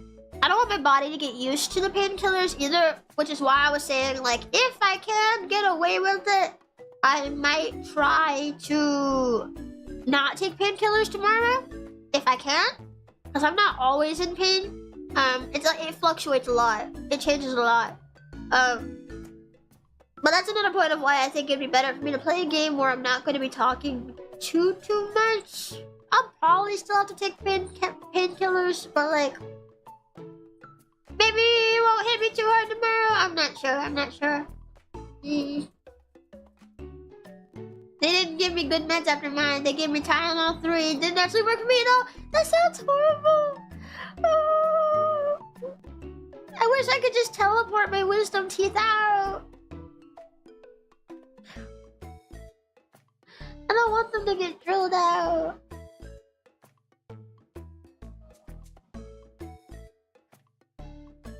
I had 2 impacted wisdom teeth, and they just IV knocked me out because they were going horizontal and they were pushing out my normal molars.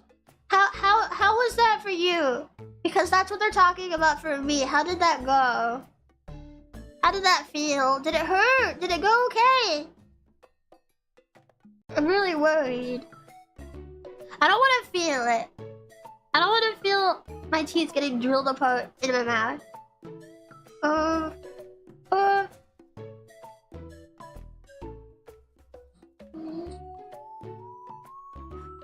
Had to take a bit of my jawbone, I think. Not a lot, but they were fused to the bone a bit. I think they said they were gonna do that for me too. Like, I looked at the plan before. Well, they ended up taking the plan back because the doctor I'm going to is gonna like look and see if he wants to do his own treatment. So the plan might change. But the initial plan that I had before we heard that the doctor wants to make his own plan, it had like bone extraction on it too. I'm scared. I woke up fine. Just had to gently gently wash out the holes for a couple of weeks. Is that it? Did it hurt a lot? Did it hurt a lot? To be fair, the teeth removal wasn't that bad. More me. It was the braces dragging all my teeth together into the gap that caused the real pain. They actually asked me if I wanted braces. They asked me, have you ever had braces before? And I said, no, I never have. And they said, like, the doctor was like, well, you got a pretty good set of teeth. Your teeth are pretty straight. New contact. But, you know, while they are pretty straight, you could still benefit from having braces. Something to think about. I'm going to avoid getting braces. At least until my operation is totally over and my gums have totally healed. Thank you for telling me that. So I don't go through the exact same thing. Chris Underground, welcome to TV Jumpers. Thank you. Thank you. Mostly you just feel pressure. Really? Well, that's not too bad. It's gotta be better than what I'm feeling right now, even, maybe. It's kind of funny. I woke up and they were breaking the last one out. No pain or anything. It just felt funny. It just felt weird. That's it? Oh. Okay. Okay. I had like no pain. They gave me Vicodin or oxycodone? Can't remember which. But I made sure not to suck on anything to prevent a dry socket. Oh, I see. Okay. Yeah, I think somebody else told me recently I won't be able to use straws for a while. I mean, I don't use straws all the time anyway, so I guess it's not that big of a deal.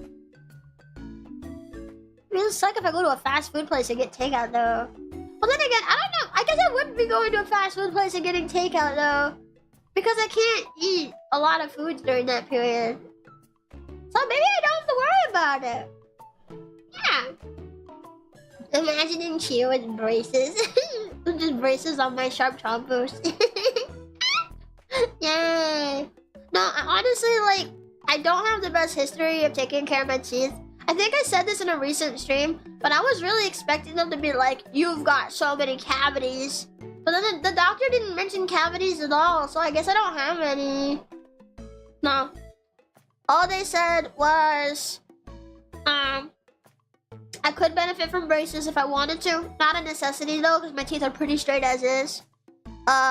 They scheduled a cleaning for my teeth because I guess I had some of the gaps between my teeth are like deeper than they should be. Deeper than average. Deeper than average, I think is what they said. So they're like, well, I can go ahead and schedule a cleaning and stuff just to make sure it's extra clean and stuff. And I'm like, okay. Yeah. And then just that I need my wisdom teeth removed. That's pretty much it. I was expecting a lot more, but like it wasn't that bad. They didn't have too much to say. I also can't talk for a while after as well. Yeah, so like I'm probably gonna have to take a break from streaming. I'm gonna miss all of you guys. I know you'll miss me too. But I hope that while I'm not streaming, that you are proud of me because I went to the dentist and I got my mouth drilled open and I did it.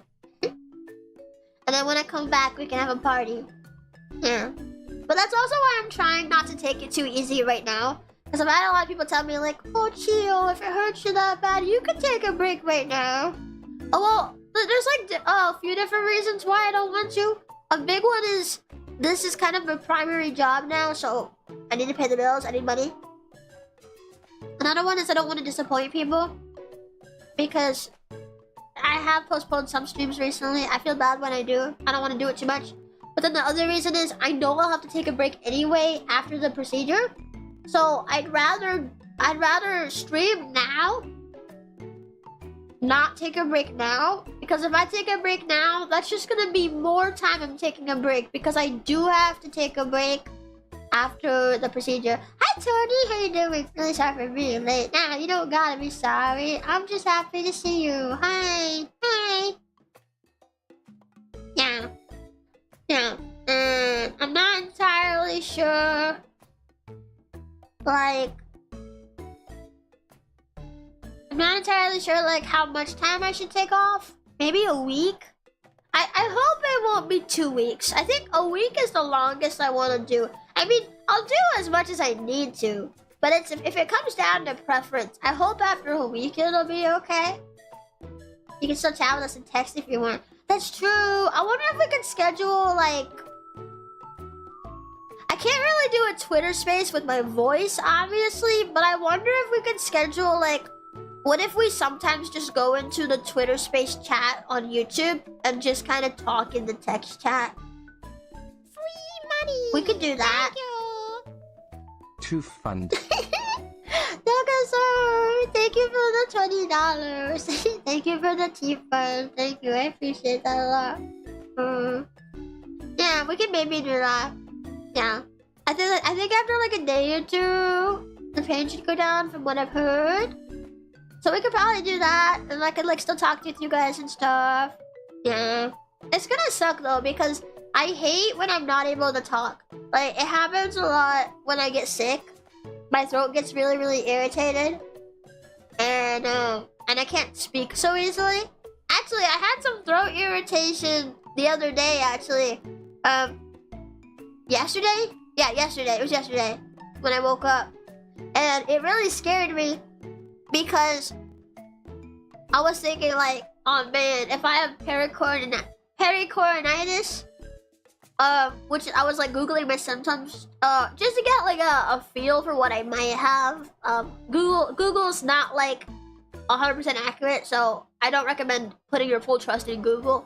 But I use it sometimes just to try to get like an idea of what I could have. So I was doing that and found pericoronitis. I've never heard of it at all until then, but it sounded a lot like what I had, and I was worried when I felt the throat pain. Because pericoronitis, it says it can be life-threatening if the swelling spreads to like your throat and stuff, because then you won't be able to breathe and you could suffocate. And then the doctor ended up confirming that that's what I have. But the swelling in the throat, like that throat pain, it has totally gone away. Like I don't feel any of that right now. So I don't know if I just started treating it at the right time and it went away, or maybe it was a fluke thing and it wasn't really anything. I'm not really sure. But yeah, I'm super ready to just get this whole thing out of the way, because I'm tired of being in pain. I'm tired of being scared about it. I'm tired of being worried. I'm tired of dreading the appointment. I wonder if I'm gonna cry when I go into the appointment. I almost started crying yesterday when I was just waiting to get looked at. That wasn't even with the wisdom teeth removal. But I almost started crying just sitting in the waiting room waiting. But like now when I go in, it's gonna be for the actual thing. I wonder if I might cry. I don't know. I hope not. I don't want to look like a baby. Nah. This is something big, and if you don't do it right, it can have problems in the future. So it might suck, but take all the time you need. Thank you. I just worry because I won't be working. And like, I need to work. I need to work, you know. We're always proud of our brave Dino.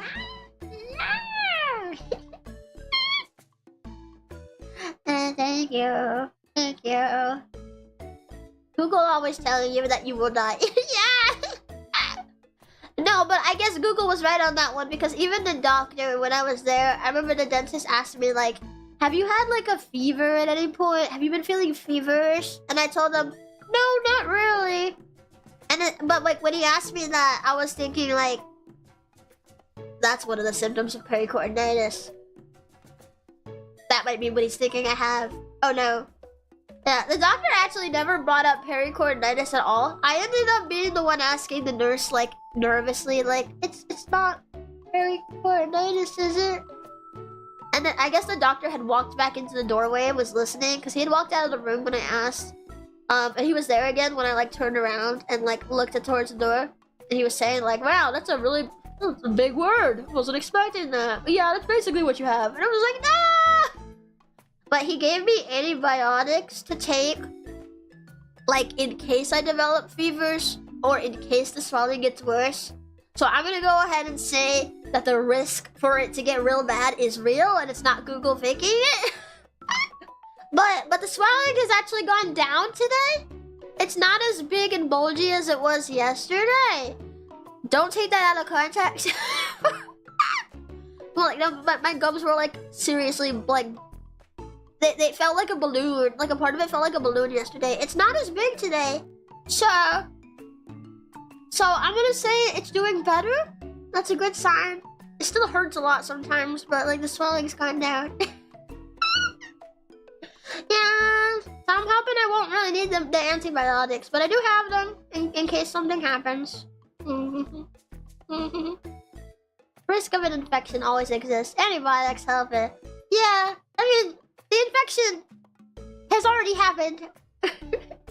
Yeah, it's here. It's here. The antibiotics are to help control it. I don't really think I'll get rid of it until my teeth are out. So that's the thing. It's kind of like an emergency measure. Yeah, but that's what pericoronitis is. It's a wisdom tooth infection that causes a lot of swelling and inflammation in the nearby gums. And that's what I got. But the swelling has gone down a lot today, like I said, yeah, it's doing better. I'm hoping the pain will go down a lot too. Especially, like, so I can keep working until I have to take a break. Yeah. But I'll try to, like, make sure I update you guys on Twitter during that time. I don't know when it's gonna be because I don't know when I'm getting the procedure scheduled yet. I'm gonna find out. Right now, I have the consultation scheduled for the 20th. I'm trying to get it moved up sooner so we can get the procedure scheduled sooner. Because I just want to get it out of the way and hopefully not have it in the way of, like, anything coming up that I have planned. But right now, the consultation is the 20th. So right now, that is the day where I should find out when the procedure is happening. And it's still so far away. I hate that it's like 11 days from now.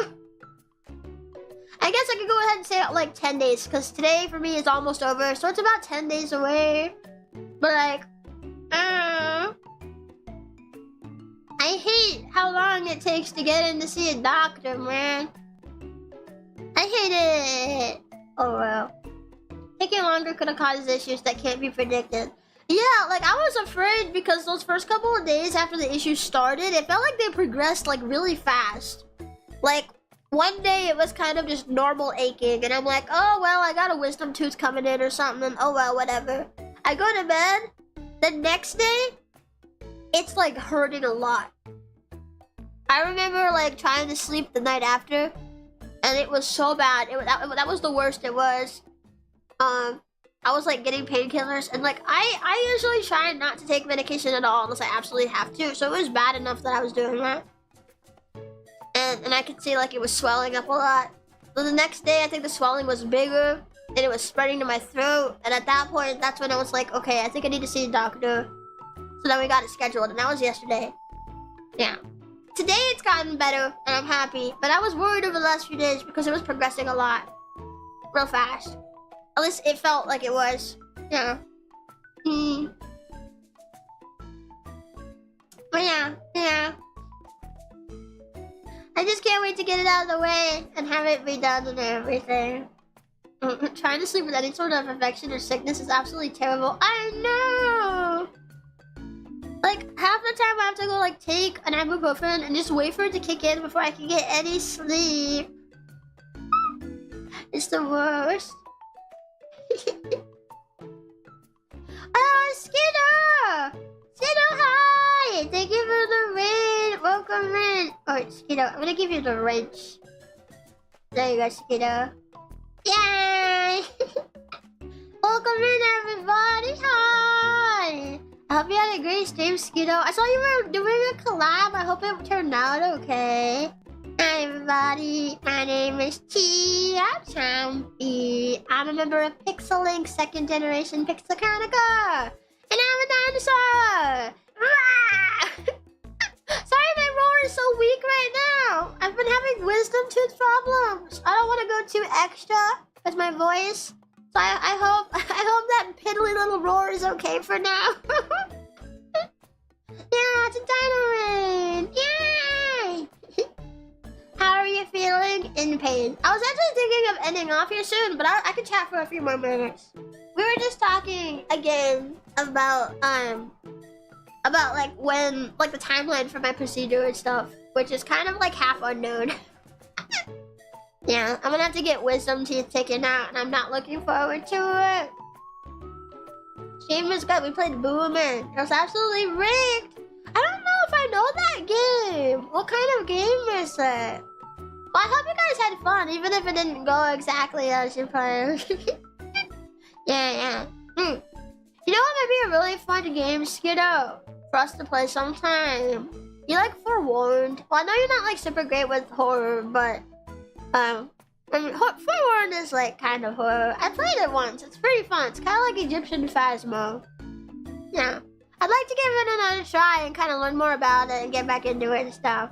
Oh, it's a horror game where you have to steal from ghosts? Oh, I want to check that out then. I love horror games. They're so fun. Yeah.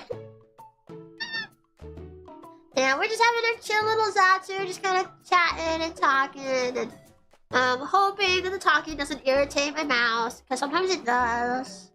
Yeah. I'm thinking though, once I end the stream in a few minutes, I'm probably just gonna go chill and play like Stardew Valley or something. Yeah. I picked it back up again. Trying to do the community center. I've never gotten it all completely done. But I finished another bundle earlier, which I'm super excited. Yeah. Have someone record you're coming out of surgery and yapping. Always great. Maybe I could ask someone to do it. Record me saying weird stuff and then I can hear later what it was. Maybe. I don't know if I'll let you guys hear it, but maybe I'll ask. I need to get my wisdoms out too. My dentist keeps yelling at me to do it. Funny because she doesn't have to pay for it or take time off. I know, yeah. It's the worst. I wish I didn't have to right now, but I got like a wisdom tooth infection. And it's gonna cause a lot of problems if I don't get them out. Yeah, my jaw's not big enough for the one trying to come in now, so it's like impacted and stuff and it hurts a lot and it sucks a lot. Yeah, the raid from Skiddo. Weirdly enough, I didn't see the raid notification come through. I think that's the second time. I wonder if YouTube's raid notifications aren't working right now. Because I had a raid recently where I was like, oh, I got a raid? And I was like, I didn't see the raid notification. I thought I missed it. But this time it absolutely just didn't pop up. So like, I don't know. YouTube's having a lot of issues right now. Like, they're being really weird. My chat, my custom chat code is also not working right now because of a recent update. So that's why chat's not on the screen. Normally I would have chat on the screen, but it's broken right now. So it's not on the screen right now. It's quite possible I did it wrong too. Nah, if you set up the raid and then it started bringing people over, people can click on like the little thing on your side to come over, then it worked. I think YouTube's just being weird. You had it too? Yes, I use OBS. It's happening to so many VTubers right now. It's horrible.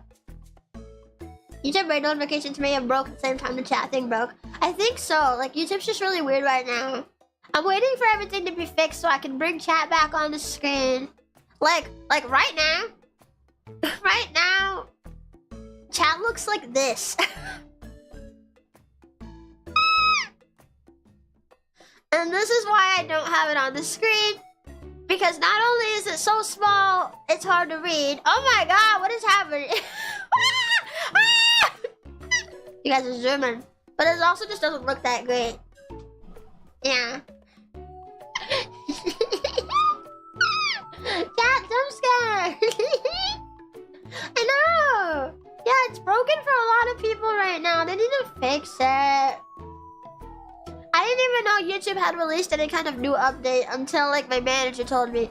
Because Arisu was having the same issue and it turns out Chiaki was too. And Kana also was. I guess Kana managed to find a solution, but it only worked for her. It did not work for the rest of us. So like, yeah. I don't know. It's whatever. It's whatever. I checked a variety of talents that are hollow face and indie. They either did no chat or rocked the default chat. Yeah, and like I thought about just having the default chat on here. But I feel like I'd have to make the chat box. Well, I don't know how well you guys can see it. My OBS for me is kind of small on my screen, so therefore the chat box is really small. I can't really read it. I'd have to make it bigger for that. So I don't know how easily you guys can read all those messages when I hand it up. But like, I feel like I have to make it bigger. And it's just gonna cover more of what I'm doing. I just feel like it's not really worth it right now. But I miss having you guys on the screen with me, so I hope they fix it soon. YouTube just won't start live streams for me if I'm in the waiting room. I have to refresh the page after they start. Yeah, I had some people in my chat saying the same thing. I did have someone also earlier mention that it did auto start for them again finally, so YouTube might have fixed that one maybe. Like maybe it'll slowly fix for other people. So I guess be on the lookout for that, see if that fixes for you, because it might be fixing, but I'm not sure, It's unpleasant to look at, it takes up space. Yeah, it doesn't look good, that's another thing. It takes up a lot of space. Oh wow. Hopefully in the next week or two it'll be fixed, because I don't like having streams where chat's just not there. Especially if we're like continuing a playthrough. You know what? That's another reason. That's another reason actually why I would be happy to swap Paper Mario for Into the Pit. Because Paper Mario has consistently had chat up there. But Into the Pit, since I started playing it yesterday, we could just not have chat up for Into the Pit. I could just like finish it and not have chat up and it would look consistent. I don't like when something can't be consistent on my streams. I like consistency. I like when things can be consistent through a playthrough. So yeah, I'm thinking we're gonna change the tomorrow's Paper Mario into like Into the Pit instead, and we'll finish Into the Pit. Yeah, I'm really thinking we will. According to Chronicle, it's YouTube that implemented a function to only use trusted scripts, so anything else than that just broke. Bruh! Why? I wonder if this is connected to YouTube, like introducing like site-side ads, server-side ads. I heard they were gonna do that. I heard they were going to just inject ads directly into the stream feed, so they just literally cannot be skipped or avoided. And I really hope they don't go through with that, because that sounds awful. Like, I know a lot of people get around ads with the ad blockers, and technically you're losing some money from that. But come on, you're also YouTube. Like, you've got a shit ton of money. You really need a little bit more. They already did? They already have done that?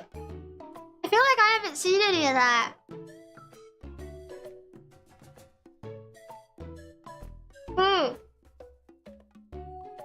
Can you still, like, skip them after 5 seconds? Because when it said that it was going to like inject them into the stream feed, I could have understood, but I was thinking that meant like it's going to just be a part of the stream forever, instead of being a skippable thing. Yeah, I don't mind ads really, as long as I can skip them still. Like, I really don't mind. As long as I can skip them after a few seconds. They're still annoying, but they're not that bad. Twitch is real bad. Like, Twitch has several 30-second ads long, like, several 30-second long ads. You can't skip them at all. You have to wait through all of them. And I've had it before where, like, I'll, like, mute the tab, go to another tab, I'm waiting for the ads to end, and then I'll go back over to the Twitch tab. And then, guess what? It like paused the ads because I wasn't actively watching. Like, they're trying to like force me to watch the ads. I'm just like, bruh.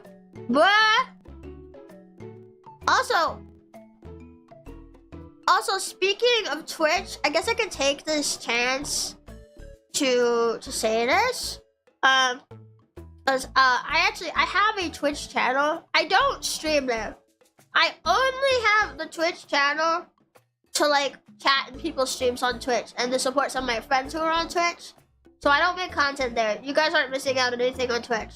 But I've had several people ask me, either ask me directly when I'm in chat, or they'll ask like mods and stuff, is this really Chio or is this an imposter? It is not an imposter. It is me. That link I just posted, that is me. It is not an imposter. Please do not report my account. Please do not report me for imposter, because it is not. It is not. That is me. I don't have like a ton set up on the account purely because I only use it to chat in chats. So it just has like a profile picture. I added a bio to hopefully convince people that it's me. So there's a small bio, but that's about it. I just wanted to say that because it's happened so often that people think I'm an imposter. I'm actually kind of surprised nobody's banned me, actually. People keep saying, like, alright, I'll take your word for it. I'm just like, I can literally prove to you that it's me. I can DM you on Twitter, bro, if you want me to. It's me! Please stop thinking it's not me. Yeah, I saw like 5 people just insta follow.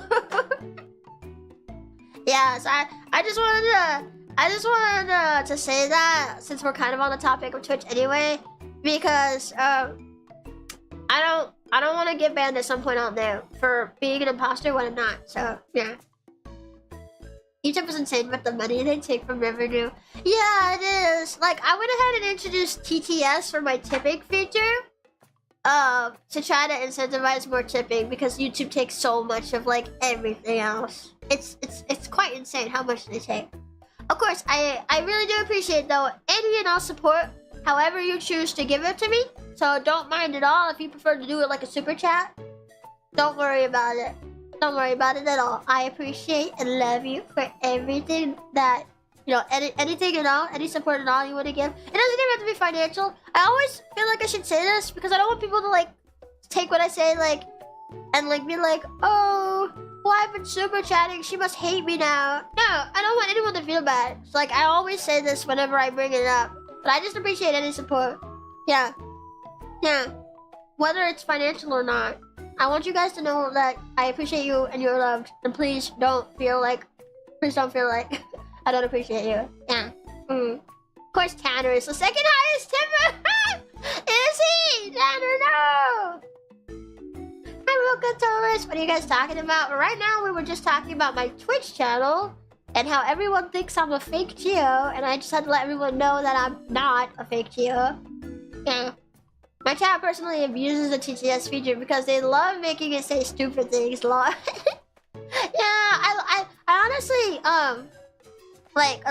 I honestly love when my chat says dumb things too. Yeah.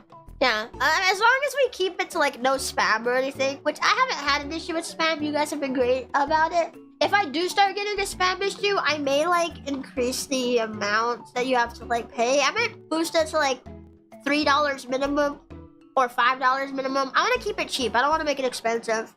But yeah, we've been really great on that side. I haven't had any spam or anything. It's been real nice. So I really like when you guys send dumb stuff to the TTS. And it feels like I can talk to you more with like voices and stuff. Yeah, my TTS is a Welsh man, so it sounds funny. Yeah. YouTube often gets half. I don't even know what percentage YouTube takes. But I know PixelLink has been public about the percentage before. PixelLink will take 40% of anything that I get, and then YouTube will also take a real big percentage. So that's why I went ahead and like added stuff for the tips. I'm trying to encourage more tipping and stuff because if it's a tip, YouTube doesn't take any of that. So it's just the 40% that PixelLink will take, and then I get everything else. It's a much bigger cut of it. Yeah. So I would appreciate more tips and stuff. But again, however you want to send it is up to you. I'm just grateful you guys are here and wanting to support me at all. Yeah. YouTube takes 30%. Tips take an extremely small percentage typically. Twitch has a 50% cut by default, which is terrible. Yeah, that's horrible! Like, how are you supposed to make any money on there? YouTube takes 30%. Okay, actually, that's not as bad as I was thinking. I was thinking it was closer to like 40, 50, 60%. Yeah. But still, though, that's like 70% being taken to other things. Thank you. P. Chio Enjoyer! No! And thank you for the $12. Thank you. Yeah. And I don't mind at all that PixelLink takes a cut because a lot of that money, it just gets like reinvested back into the agency. So in a way, a lot of that money, like it's still mine, but it's just mine to use on certain things. It's kind of like I don't know how many of you guys may have had this when you were a kid, but some of you guys might relate. If you had, if your parents like try to teach you about money, and they would be like, okay, you can set some aside for spending, and then you set some aside for saving. The money for saving was still technically yours. It just wasn't yours to like use freely on everything. That's kind of like that's like what the percentage cut is like. We can still use it, but it's like Disney XD supremacy. Disney XD! No, all my favorite shows were on just normal Disney, but thanks for the money, board drivers. Thank you. I did like some of the stuff on XD though. I liked Kid vs. Cat, although I found it right as they were about to stop airing it, so it was a very short-lived enjoyment, but I did like it. Yeah, but like the percentage that Pixeling takes is a lot like that. Like it's still my money, but it's like my money towards like fun projects that I might want to do, or like for like more agency-wide projects that we end up doing. Yeah. So I still get to use a lot of it, but I don't mind that. I do wish YouTube wouldn't take so much though. Yeah, I wish YouTube could take like 10% or something instead. They'd still be making a lot of money. Twitch used to take 30%. They bumped it to 50% because of budget issues. Yeah, see that's the thing. So many big people stream on Twitch. I feel like they must just have some structuring issues or something. Like, I don't know. With all the money they pull in, I don't know how they're having budget issues. Like, clearly something on the Twitch side should change. I don't know what it would be. I don't know really what to say about that. But I just don't know how you can make that much money and not be making a profit. Like, something's gotta change on their end. Yeah. Company has to make money somehow in order to support the current staff/talents and to potentially grow. Yeah, I remember the last time I brought up that Pixelink takes some of the percentage. And I got a couple of comments that were like, ew, they shouldn't take anything. And I think that's because a lot of people think like that it's managers taking the money for themselves, but that's not how it works. The money is taken to be reinvested into the agency, because if the managers were to just take the money and then pocket it, then nothing would ever, like, we'd have money going to the talents, and then we'd have money going to the managers, but nothing is getting reinvested back into the agency. I don't know. We can use our own money on like little projects if we want to. It doesn't have to be like the agency funding it. But you know, all of us, we got bills and stuff. Like, we can't just throw all of our money back into the agency. And that's why the system is important, and why it helps us a lot. Yeah. And I think we got like a nice percentage cut. I really like it. It's been quite nice. Yeah. Yeah. What was I gonna say? What was I saying? I'm gonna sit on my PC for the night, get some sleep, have a great night, Chio. Good luck with the rest of your stream, everybody soon. Thank you, Skiddo! Thank you again for the raid! I really appreciate it. Have a great night! Bye-bye! Yeah, it's nice Pixel is open about that. Other companies keep the percentages private. Yeah. I mean, I can understand wanting to keep some business stuff private, because if you just air out all your stuff, that makes it easier for competitors to get a leg up on you and stuff, and you know. I mean, even though like it's weird to think about, because like technically different agencies are competing. Like, we're technically competitors, but it doesn't really feel that way, because everyone is like just so supportive and friendly and nice, like, to everybody. I haven't met a single mean person, you know? Even if there's been a couple times I get a bit overwhelmed by somebody here and there, they're not mean. I haven't met a single mean person. Out of everyone I've met in the agency scene, not a single mean person. Everyone's been really nice.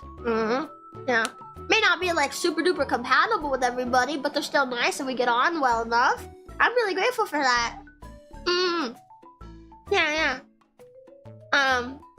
But yeah, if you're thinking like strictly the business side, there is still that to keep in mind, because you know, we do want to, you know, be able to have our own surprises and stuff.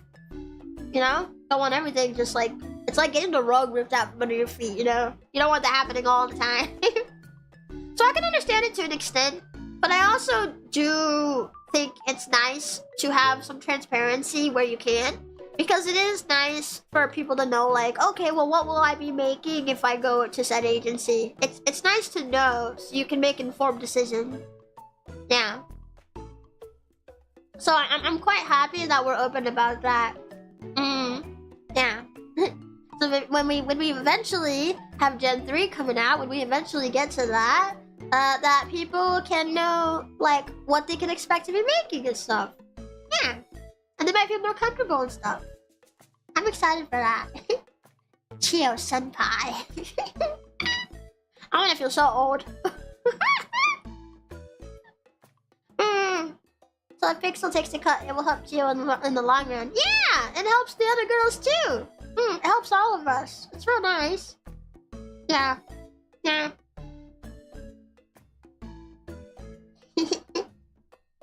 And Pixel Link is still a startup agency. The fact they lasted a year is great. Then quite a few were gone before the first year. Yeah, it is a bit unfortunate. Not everything can turn out super great for everybody. And I wish anybody who was in a place that it didn't go so well, I wish you the best of luck. I hope you're doing great out there. And I know if you stick your mind to what you want to do, you can do great things.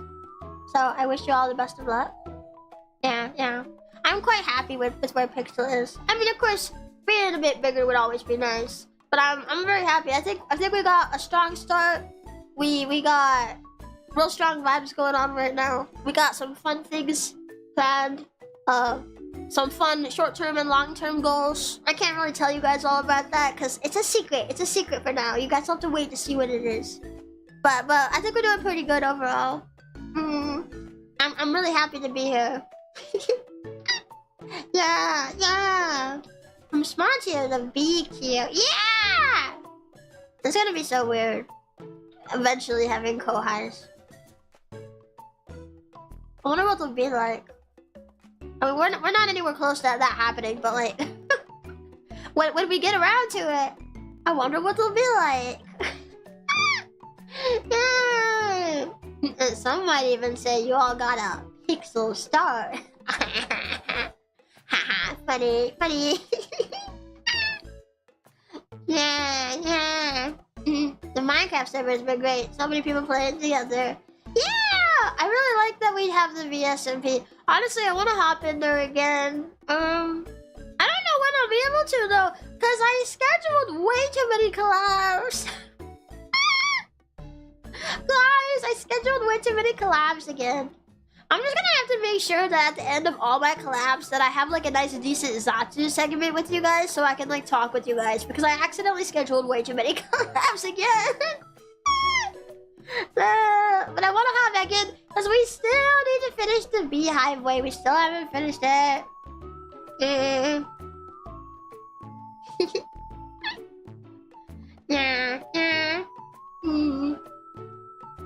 Tragic. I know. I know. Nothing's happening. I'm hopping around right now. Slash J. Yeah. In all seriousness, I wish I could, but I definitely will be ending here in a few minutes. So I don't want to push myself too hard. I do still have 2 streams tomorrow after all. Even if I may end up changing what we're doing for one of them, it's still gonna happen. It'll just be something different. Yeah. We love watching Chio's collabs as well. Yay! Well, I just want to make sure I make time to connect with you guys too, though, because I don't want it to just be like, I hop on, I'm playing with girl, I don't really interact with chat, and then we hop off, and that's it for like all the streams. That makes it a little bit hard to connect with you guys. So I want to make sure that I make time to connect with you guys too. Yeah. I think I will go ahead and end off here. Yeah, I have 2 streams. Tomorrow is another double. So I think I'm gonna go ahead and see who is online for a raid. Let us see.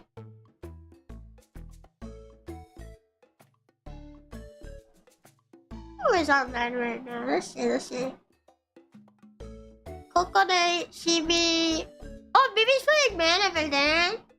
So Serenity's online. Mina, Miyako, Tonya's on again. Wouldn't it be funny if we rated Tonya again? Koa's online, Mono's online, and then Roa's in the VSMP.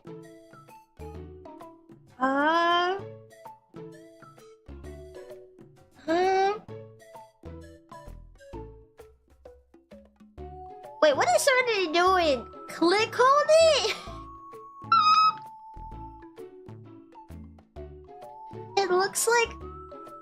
It looks like another word. Yeah, I wanna go check out whatever Serenity's doing because that looks weird. I wanna go see whatever Serenity's doing because that looks really weird and fun. Okay, wait, let me navigate to her channel. I don't know what this game is, but I guess we'll go see. Hey, thank you for coming and talking with me, guys. Oh, this is almost 3 hours? Good God, I wasn't expecting it to be this long. I've had so much fun with you guys today. Yeah, we had fun in the members Jackbox earlier too. I won one of the games. I won one of them. Yeah. We started a new tradition too, where whoever wins the Jackbox game gets a Chio kiss. So if you guys want a Chio kiss, you can member up and join us in the next Jackbox stream. Yeah. That would be really fun. Oh, I wonder if she might be done with the game, actually. She's still alive. She's like just chatting. What is this Furby hairpin in her hair? I'm scared. Alright, well, I'm gonna go ahead and head off for the night. Let me get some rest before my streams tomorrow. Yeah, I died with you one time. That was fun. You leave me, I just got you. I'm sorry. I have to go rest at some point. Sorry. I'm happy I got to see you though. Hi, J-Walk. Hi. And I will also be streaming 2 different times tomorrow at... I think it's... What time does the Mario Party collab start again? Hang on. What time is it again? 11 AM. Okay, so tomorrow at 11 AM PST, we are playing Mario Party. It's gonna be hosted right here on my channel. So make sure you guys, well, I mean, easy to tell you guys, but like, everybody should come over to my channel tomorrow because it's only gonna be here. I'm hosting it. Yeah. So. Make sure you guys like come on over and stuff. Yeah. And then at 5 PM PST, it was scheduled to be Paper Mario, but I'm thinking I'm gonna change it to Into the Pit because I think that would be easier on me with my Wisdom Tooth issues. So we'll still be streaming. I'm probably just gonna change it up a bit. Yeah. I'm so excited for Mario Party and Into the Pit. I like both of those games. I'm really excited for both. Yeah. Good night, everybody. Thanks for coming by. Have a good night. I had a lot of fun with you guys today. Have a good night, guys. Bye-bye. Bye-bye. Bye-bye. Bye-bye, guys. Bye-bye. Oh, actually, wait. One more thing. Because I feel bad for Jaywalk who just came in here. There. Okay, bye. You got a kiss. Bye.